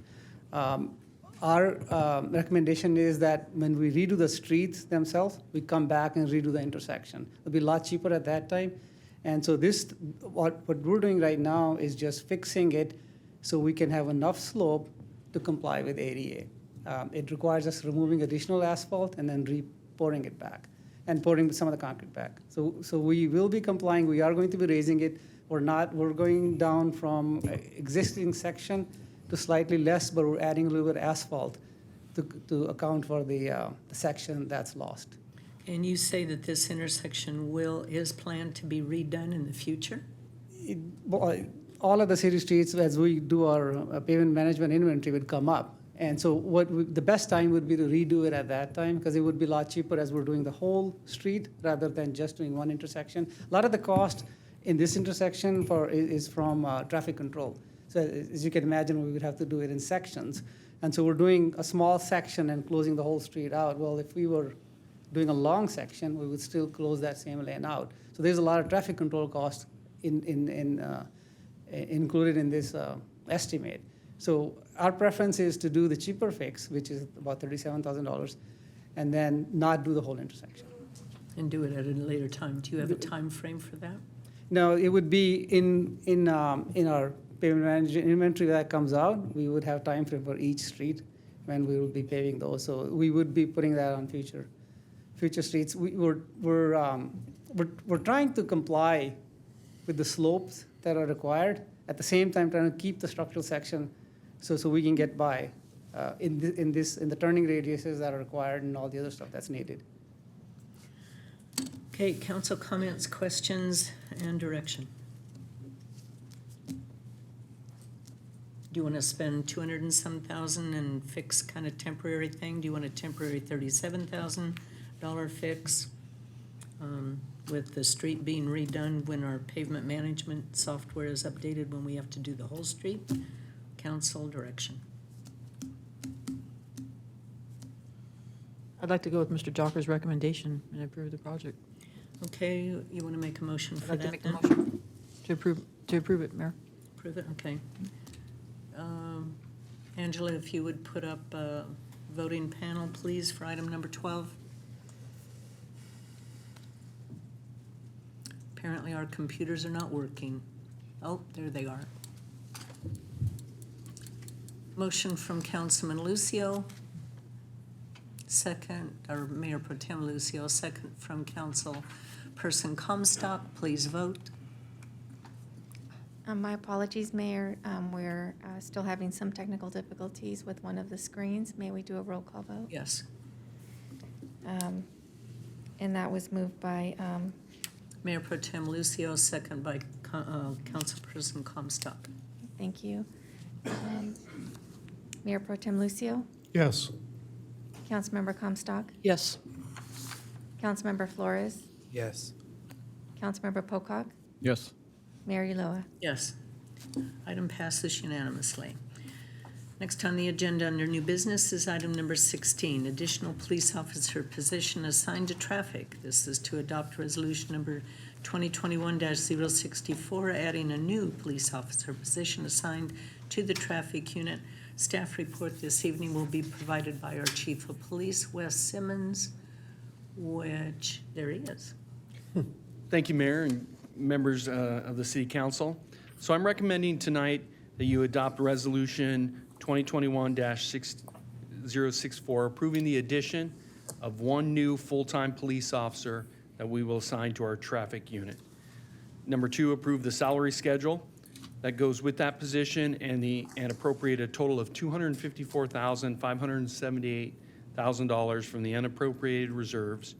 $185,878 will come from the general fund and will be from the general fund, and $68,700 from the equipment management fund. And $84,714 will be used to reimburse that from our law enforcement development impact fund. The traffic unit has been made up of 7 sworn positions, a sergeant, 4 motor officers, and a traffic officer who has been doing commercial enforcement. We have a 5th motor officer position that we were just able to fill this past month, and we're waiting for that officer to go through motor school. And this position would be for a 2nd traffic officer assigned to commercial enforcement. So that would give us a total of 9 sworn personnel in our traffic unit to help us combat the continued growing commercial enforcement between our community, East Vale, and Ontario.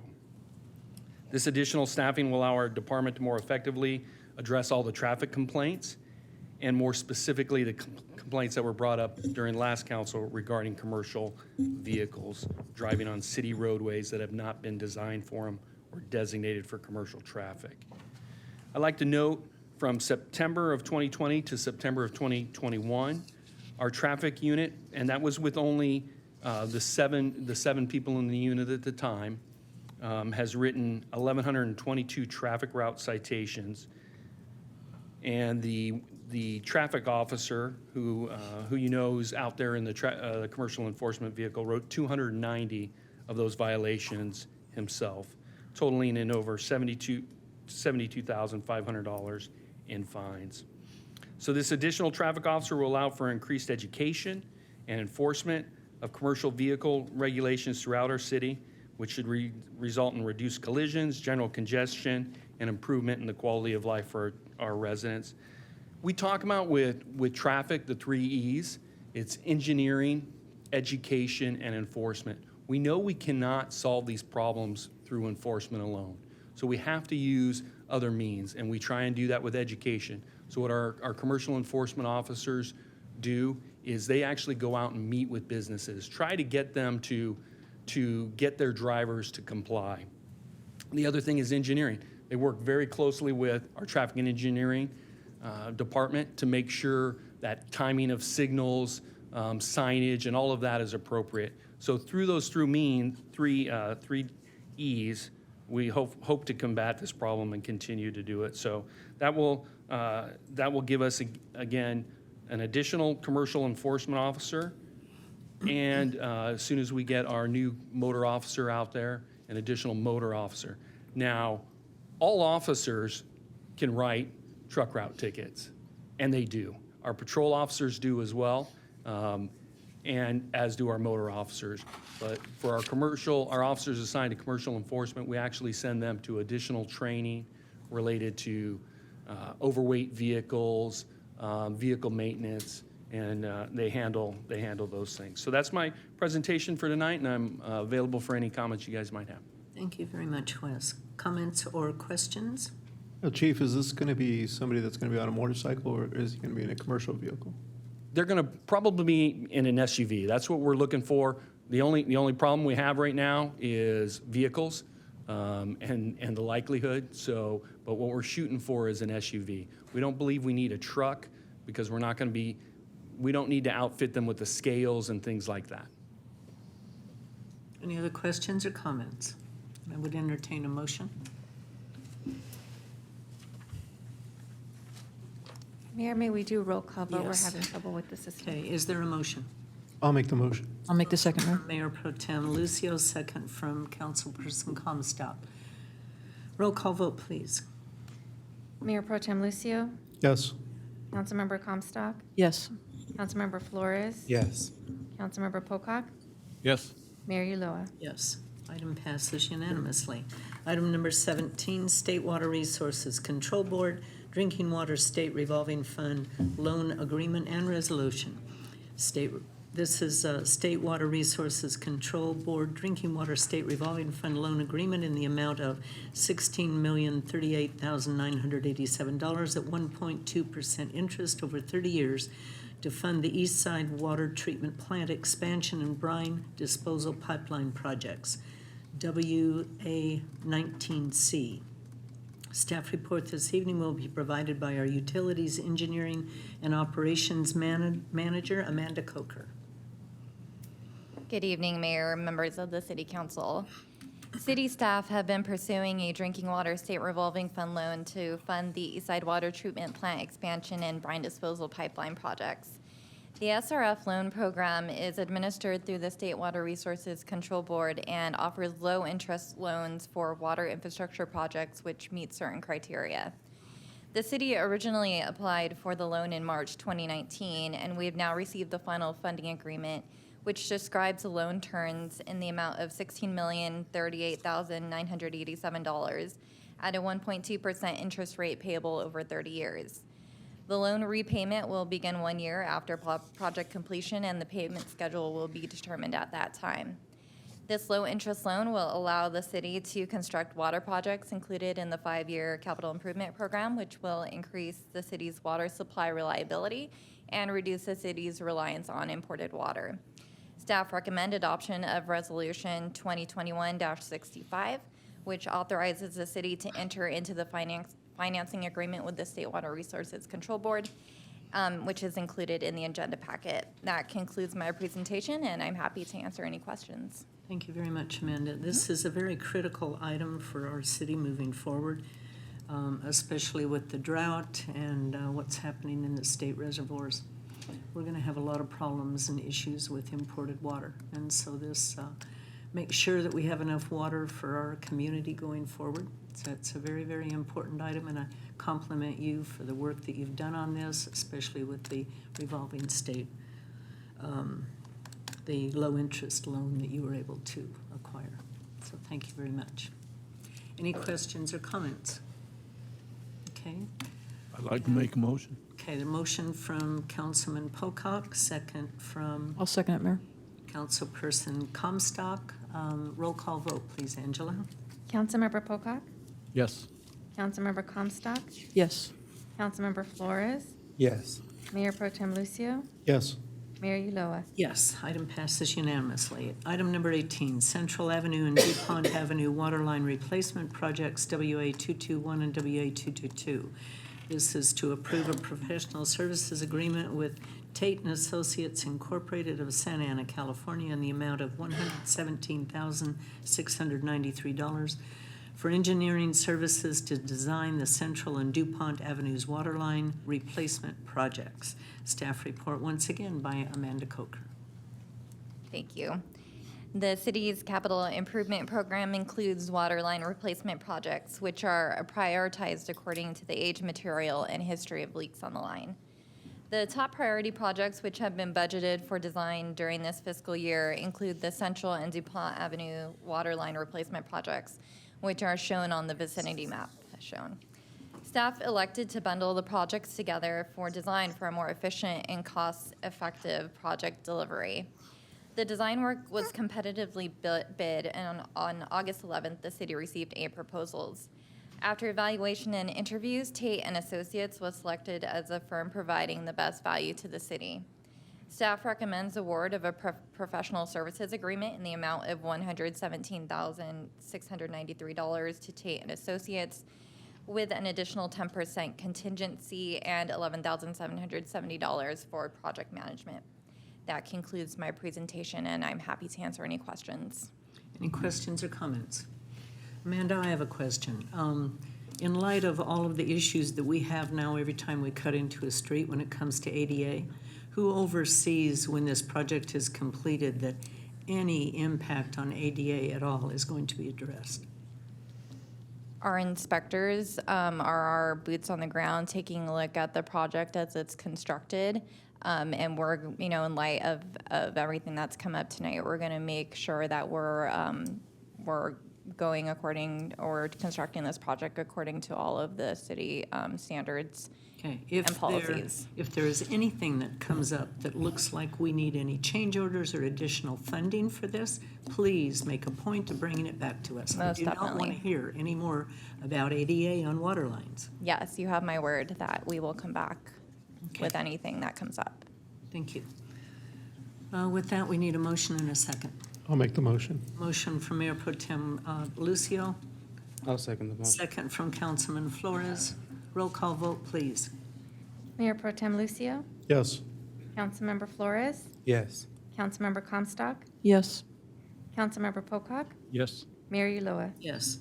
Item number 19, Professional Services Agreement, Design Services for Project Number SD 222, Philadelphia Street and Monte Vista Avenue Storm Drain Extension.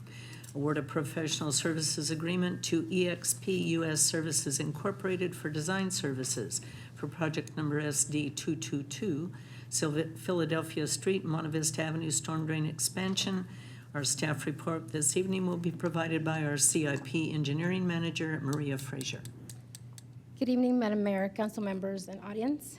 The item for your consideration tonight is the award of a contract for professional services for the design of a storm drain project, also known as SD 222. The storm drain system is part of our master plan of drainage, and it was chosen to be included in our CIP list last year because of all the recurring flooding reported by our field staff at the corner of Philadelphia and Telephone where Marshall School is. That's one of the major areas where the flooding occurs.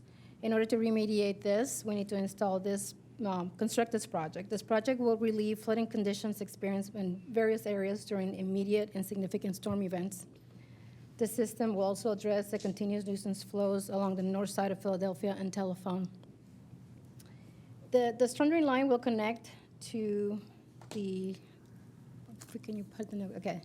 The storm drain line will connect to the Chino storm drain, which is also called System 11, and it's a facility owned by the San Bernardino County Flood Control District, and it runs along the north side of the SR 60.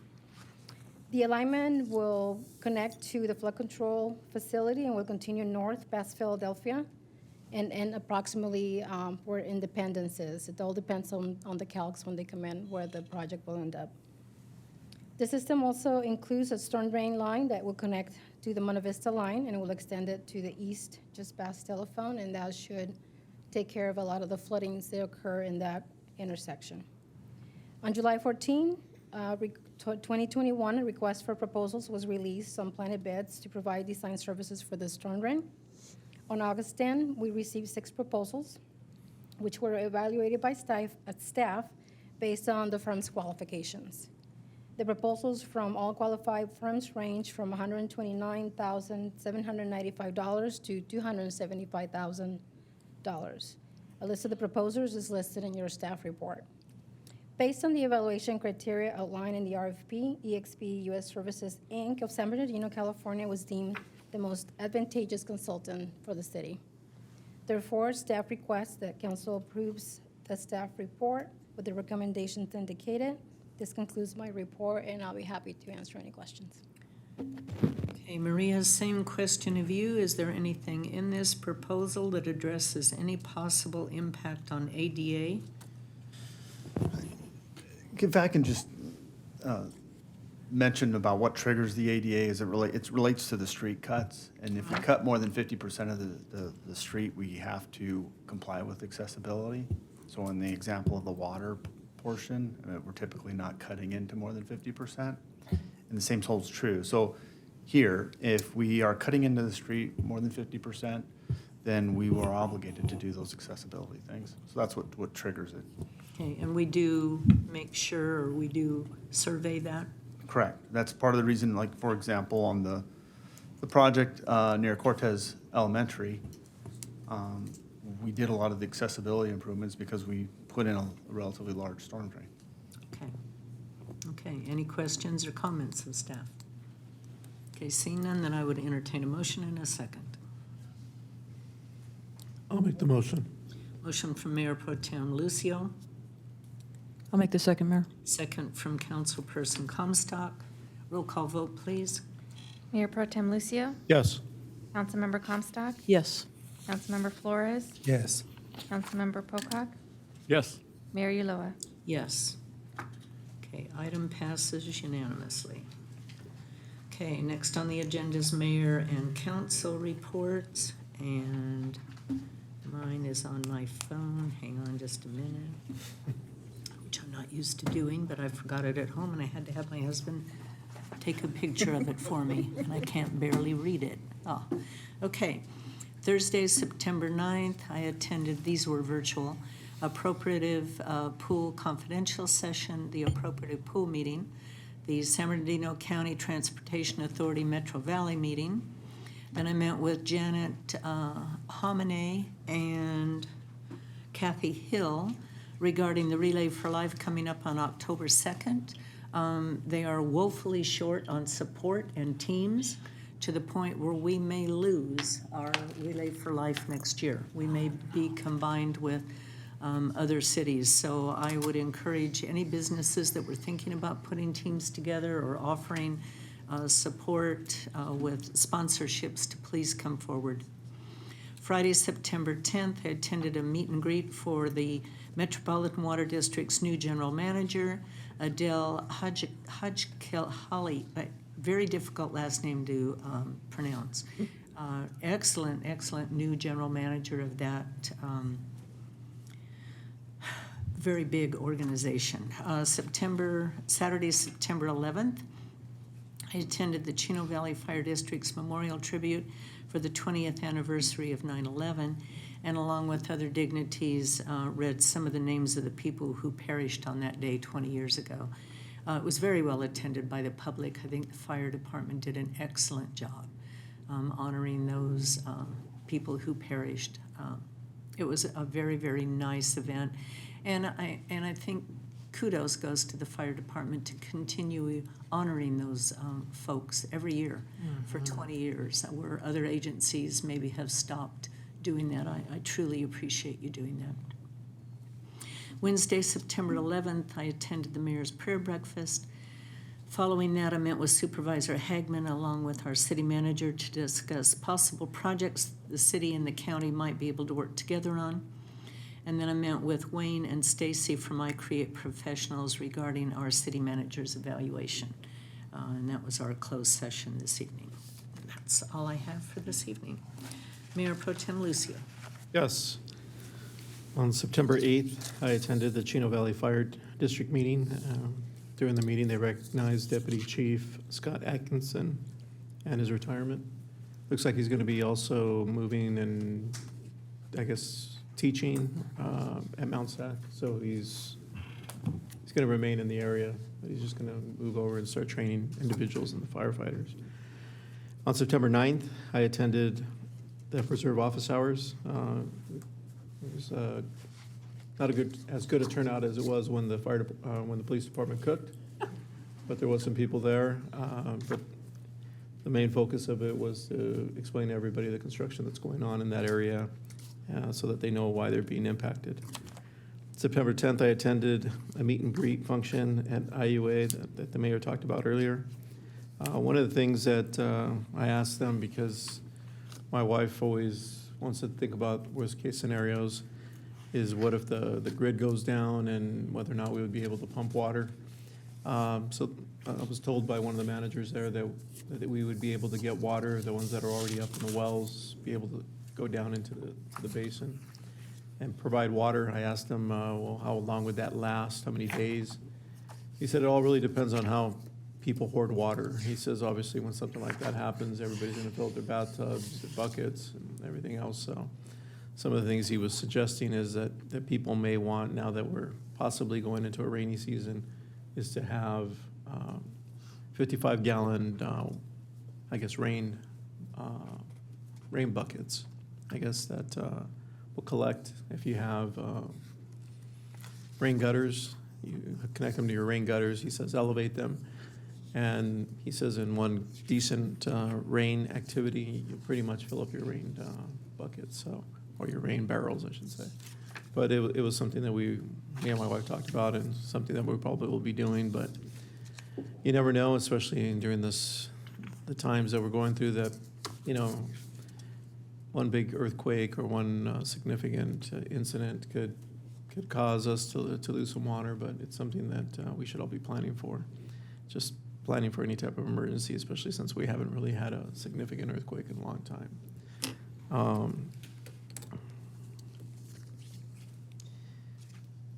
And then on September 11th, I attended the 20th anniversary 9/11 memorial that was put on by the fire department. I want to say, Chief Williams, your guys did a great job.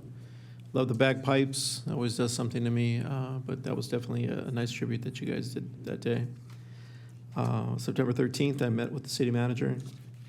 On September 14th, I attended the virtual Civic Center Master Plan meeting that we had. There was probably about 3 different designs that they suggested.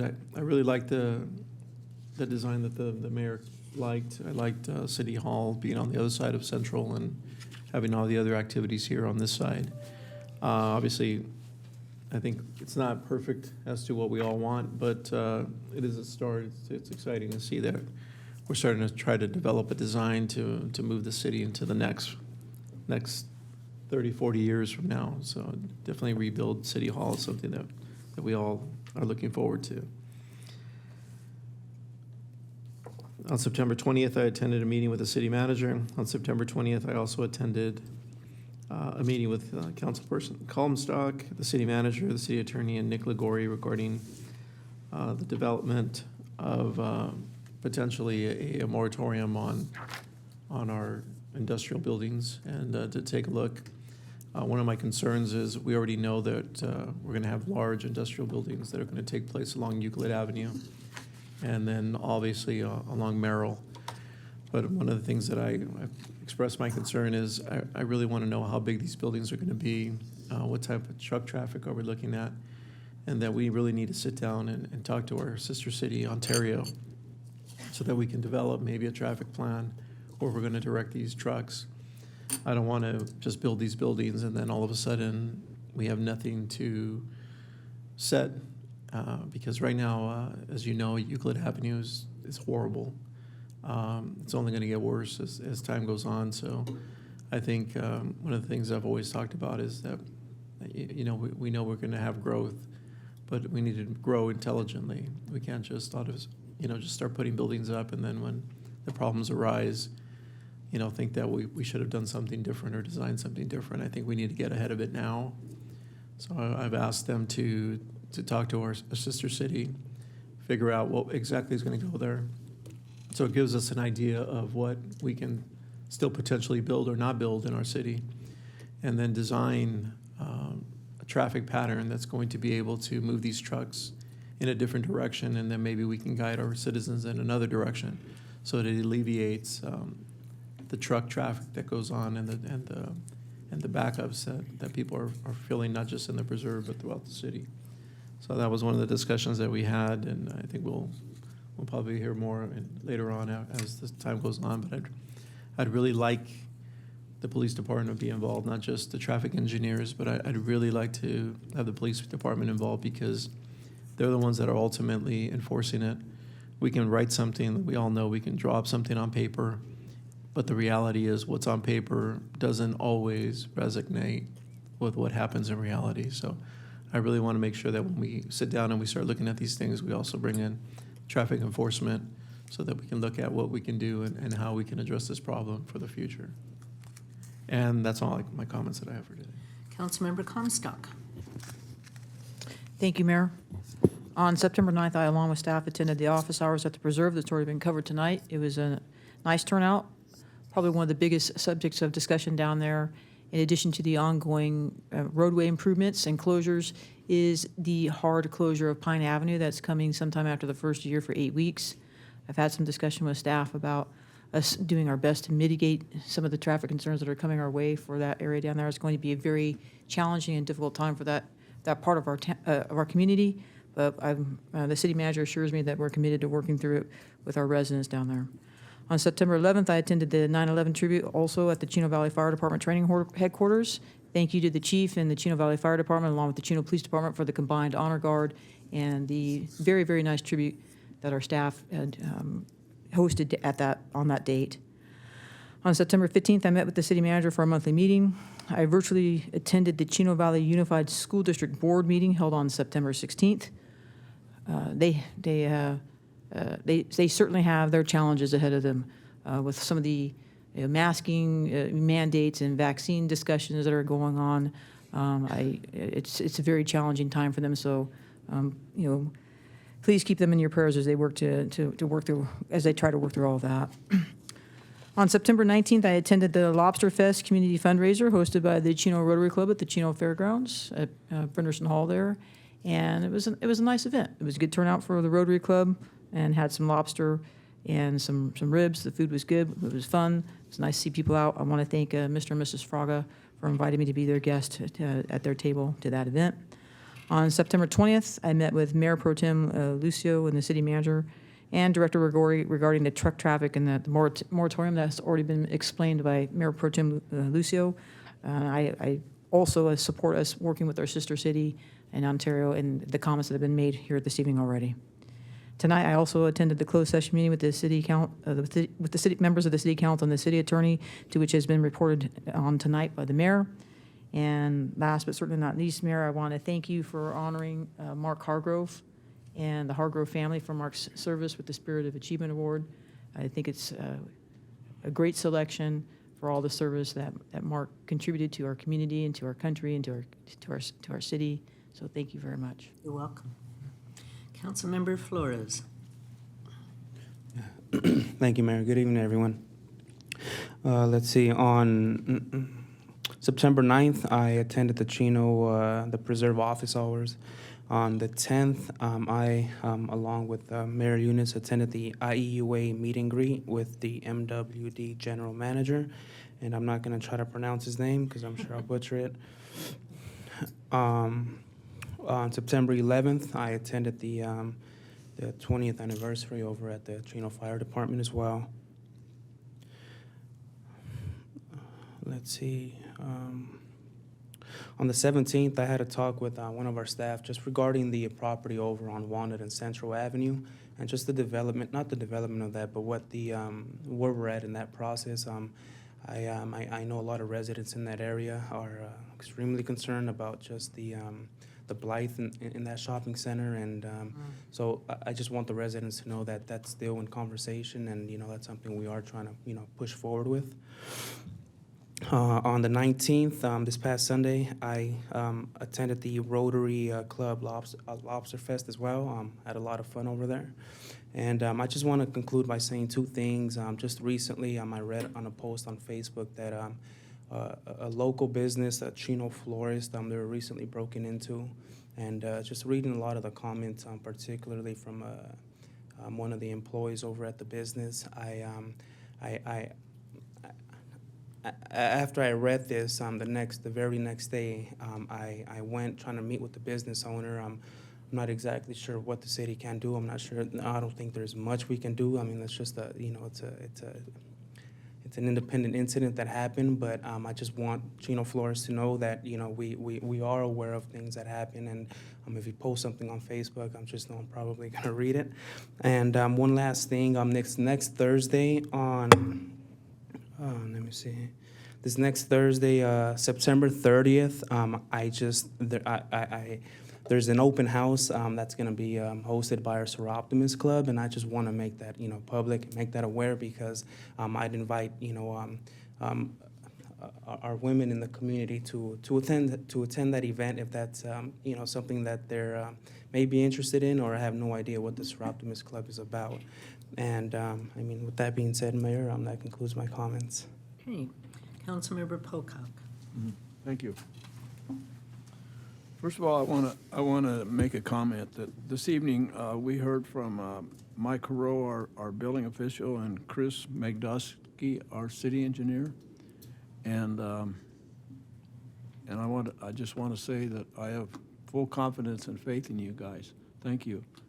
And the reason I voted on that project was it seemed like the best way to get the developer out of it and to get it to move on. So And for my activities on the 9th and the 16th, I met with City Manager Matt.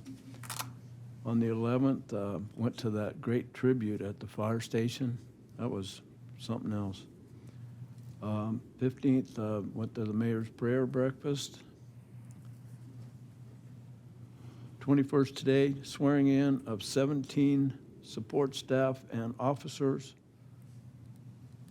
at the PD. That was a fun one.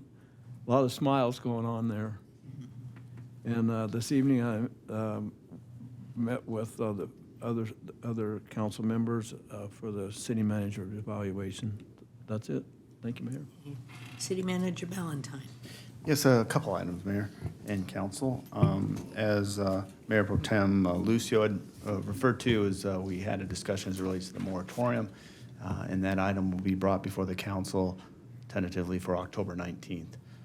So we're in the process of incorporate the boundaries and preparing the resolution based on the direction that we received.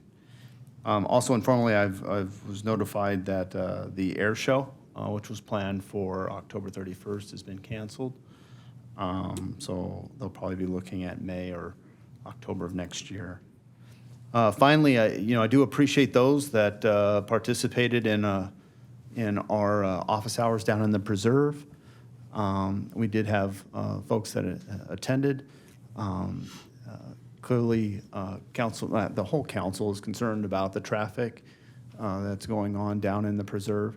We are applying not only city engineering staff down there, but also a lot of our traffic division from the police department is down there. And I've asked our traffic engineer, traffic manager, Dennis Rawls, to provide a kind of an overview of the current status of the projects down in the preserve as it relates to traffic. So with that, I'll turn it over to Dennis.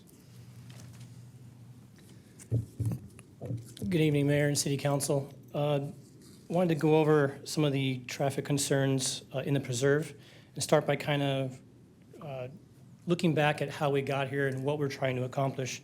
So a while back, we had several big developments come in and were conditioned for several major improvements to the preserve area. That included improvements to Bickmore, Kimball, Merrill, and Pine. As it became evident to staff a couple years ago, as those entitlements came to their conclusion and ultimate approval, the timing of those improvements was going to get very close to being on top of each other. So staff worked with each of the developments and made sure that those improvements occurred systematically so that no two streets in the preserve were ever affected majorly at the same time. So beginning late last year, Bickmore was closed and some improvements were being made by a couple of projects.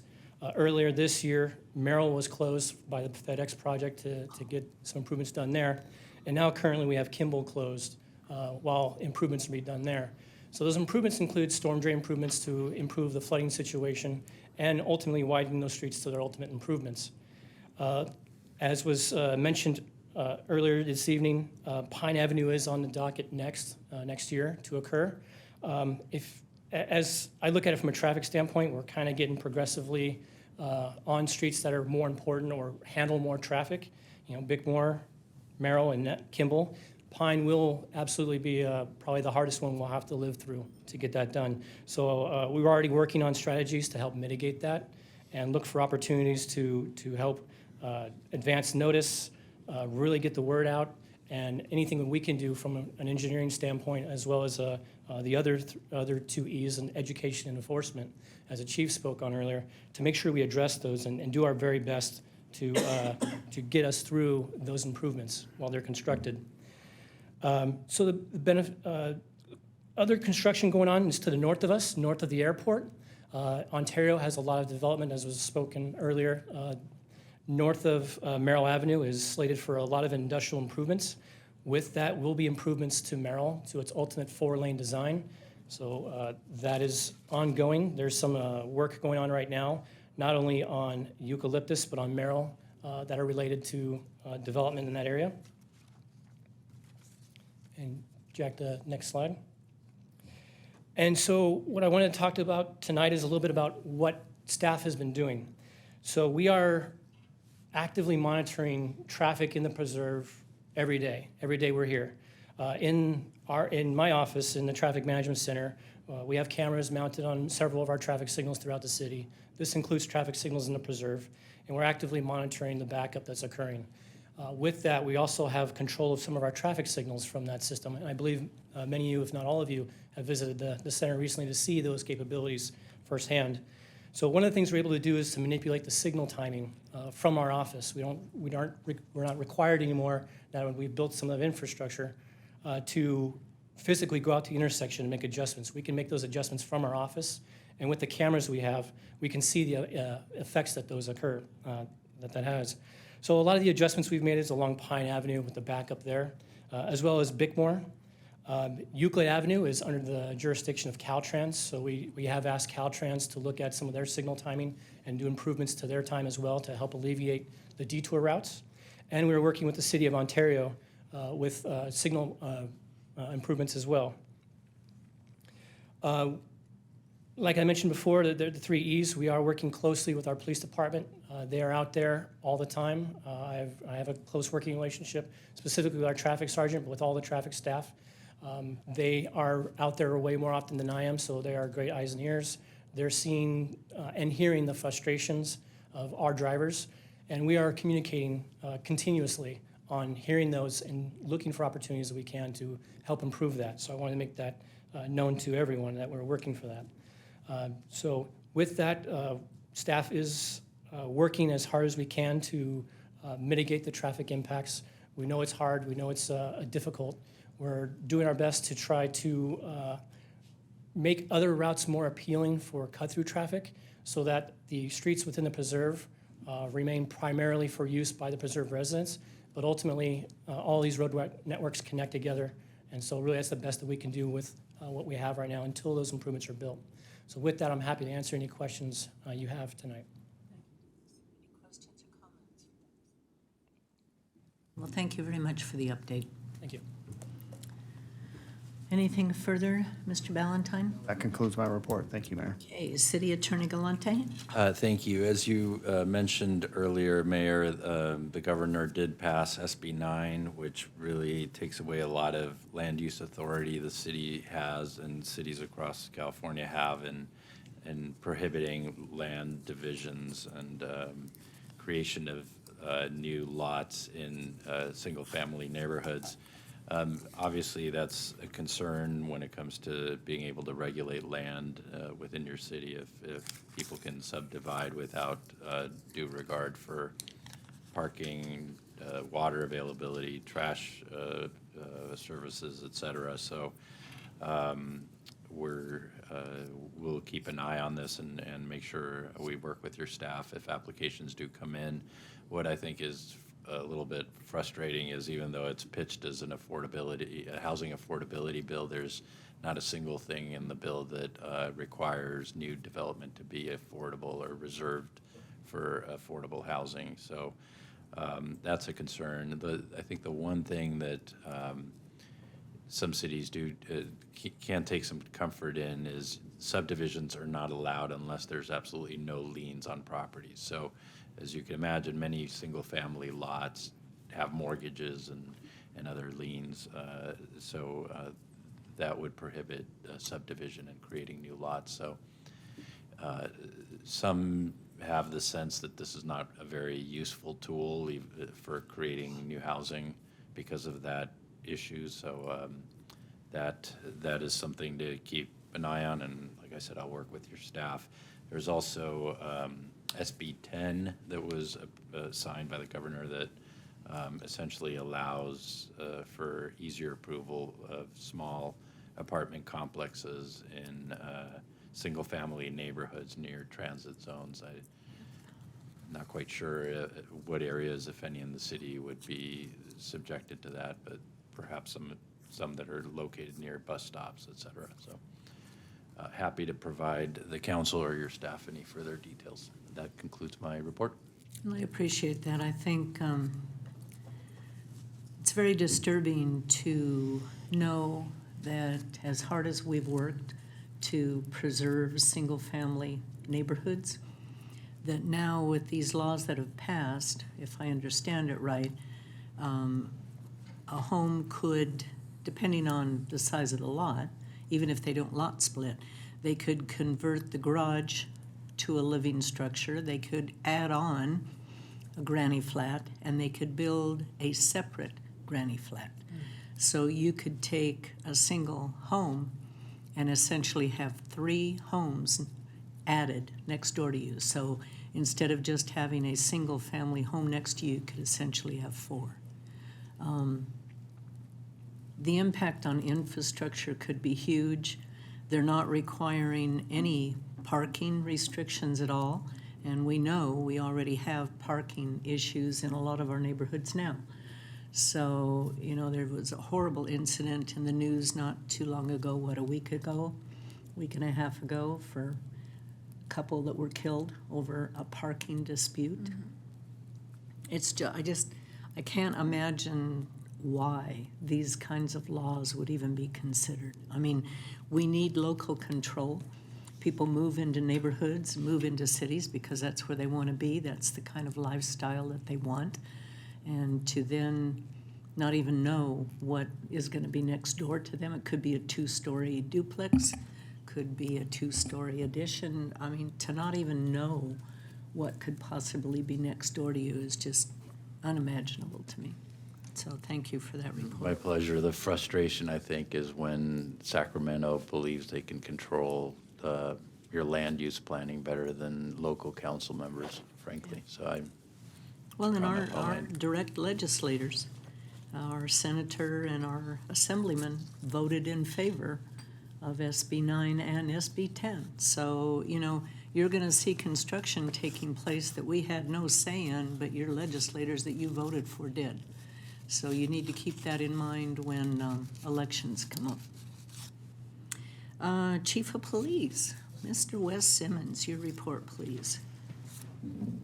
Thank you, Mayor and members of the council. A couple things I wanted to address. Councilmember Flores referenced the burglary discussed. Crime is still afoot, and our personnel are working hard. We encourage people, first and foremost, you got to report the crime. Report it. Our team does a phenomenal job of investigating and identifying those criminals and getting them into custody. And of course, the technology we have with our license plate readers and our real-time crime center help us do that. Tonight, we were able to arrest a suspect who had stolen a catalytic converter. That theft is still going on, but we take action.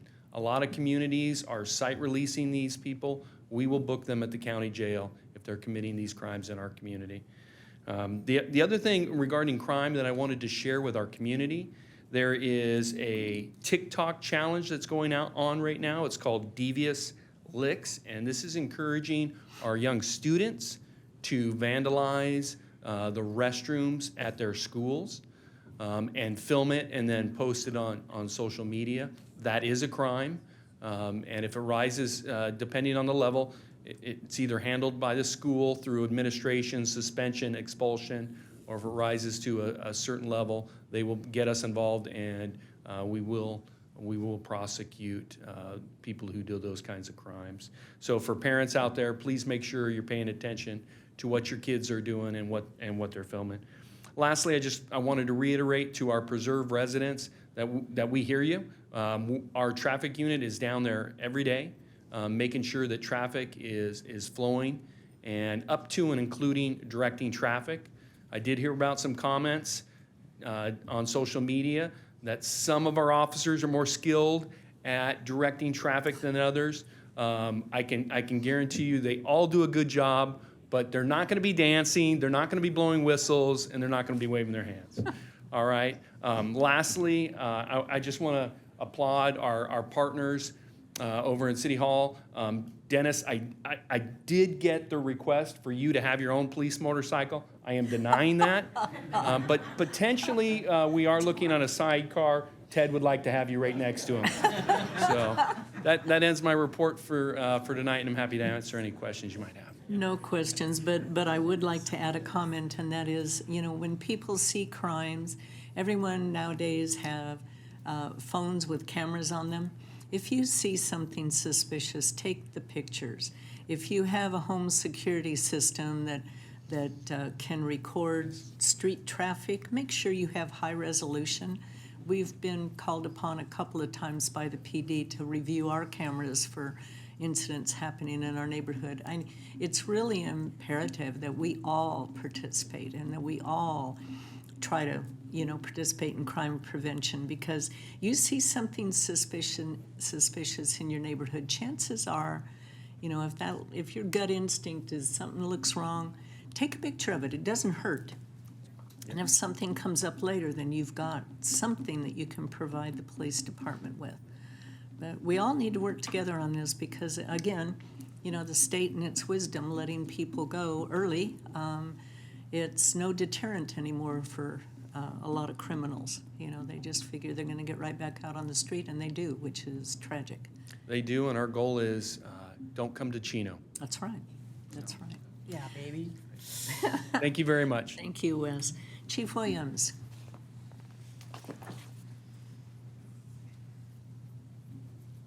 Good evening, Mayor, Council, staff, and our law enforcement partners. We wanted to just say thank you very, very much for your attendance, for your support, and for your participation in our event. The feedback has been wonderful, both from dignitaries as well as community members. And thank you to our law enforcement partners for their participation in our honor guard. It went off the hit, so we were very, very appreciative. It was mentioned tonight that Deputy Chief Atkinson is retiring, so we want to support him on his way out. I had the pleasure of promoting the next member of my command staff yesterday. Most of you know Battalion Chief Carlos Skibar will now be a deputy chief, so we're very, very happy to announce that he's a committed member of another member of the community. He's on the Chino side, so we appreciate that balance there. Right. And then we just want to make sure that the community members know that we have our open house on October 16th from 9 to 12. Please come out and view your fire station, your training center. It belongs to you, and we want you to come out and enjoy it with us. With So that, the open house will just be at the at the Schaefer Avenue correct. location? Yeah, 5092 Schaefer, 9 to noon on October 16th. Again, it's your fire station, it's your training center. We encourage you to come out and enjoy the day and take a look around. With that being said, I'll be done with my comments. If there's nothing for me, then Battalion Chief Smith has a really quick update on some operational and safety. Great. Thank you, Dave. Madam Mayor Ulloa and members of the council, thank you. I want to take a brief opportunity to update you on some operational concerns that have impacted our district, and specifically the ambulance crisis that is impacting not only our county but areas in the region as well. Really want to take a quick opportunity to highlight some of the complexities of what is occurring and then our response to that. As you know, COVID has impacted all of us in so many different ways. With that being said, it's impacted our colleges and institutions. And last year, when some of those programs that supply our paramedics to our programs had to close their doors for a brief period, thereby interrupting the supply chain of paramedics. As you know, AMR, American Medical Response, is the primary medical transport provider in the county, contracted by the County of San Bernardino to provide exclusive transportation rights to the citizens of our county. With that being said, AMR has suffered significant shortages in their staffing and impact, resulting in an extended estimated time of arrivals, or ETAs as we refer to them. I wanted to reassure this community and all of you that Chino Valley Fire District was the first, and I think at this time only, fire agency in the county that was able to quickly pivot, recognizing the impact and potential disruption to transport provisions of our patients. We were able to utilize a used ambulance that we were able to acquire, and also a borrowed ambulance from the County of San Bernardino. And we were able to staff that with increased staffing of our current personnel. So when we talk about impacts, we're, of course, this time of year is a busy time of year. We're looking into the fall and the Santa Ana winds as they come. And we know we've had a very busy fire season to date. But in addition to that, we are staffing 2 ambulances for the cities of Chino and Chino Hills, the fire district, 24 hours a day, 7 days a week. Right now, that is an ongoing process through the end of the year in association with AMR in an assistance by hire agreement where they are paying for our staff to be able to provide that service. So we're pleased to be able to partner with them in accordance with ISMA and in close connection with the County Board of Supervisors and the CAO's office. With that, in addition, I wanted to cover a couple other things of operational concerns and interest to us that I think might be interesting to you. I talked about increased staffing and call volume. We've also been able to support several different fires that you may have heard of throughout the state, as this continues to be a very, very busy fire season for us. I'm pleased to announce that one of our engines, we've had 2 engines on assignment, one of our engines just returned after 42 days of assignment to the Dixie Fire, California's biggest fire at 963,000 acres, over 963,000 acres. In addition, we've had fire units at the Caldor Fire near Lake Tahoe, if you're familiar with it. And currently we have 1 unit deployed to the Windy incident near the Sequoia National Monument.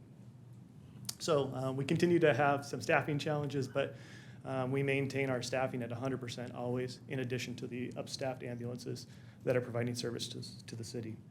Last, if you didn't notice, today I did, it was about 100 degrees in town and about 12 to 15 degrees warmer than it was yesterday. It's significant to us, and today marks the first day of the Santa Ana season, Santa Ana wind condition seasons. Want to remind everybody to be fire safe, look out for your properties, make sure that that we're attending to any kind of weeds or things like that, and that we're also paying attention to alert 911 system quickly if you suspect that a fire is starting.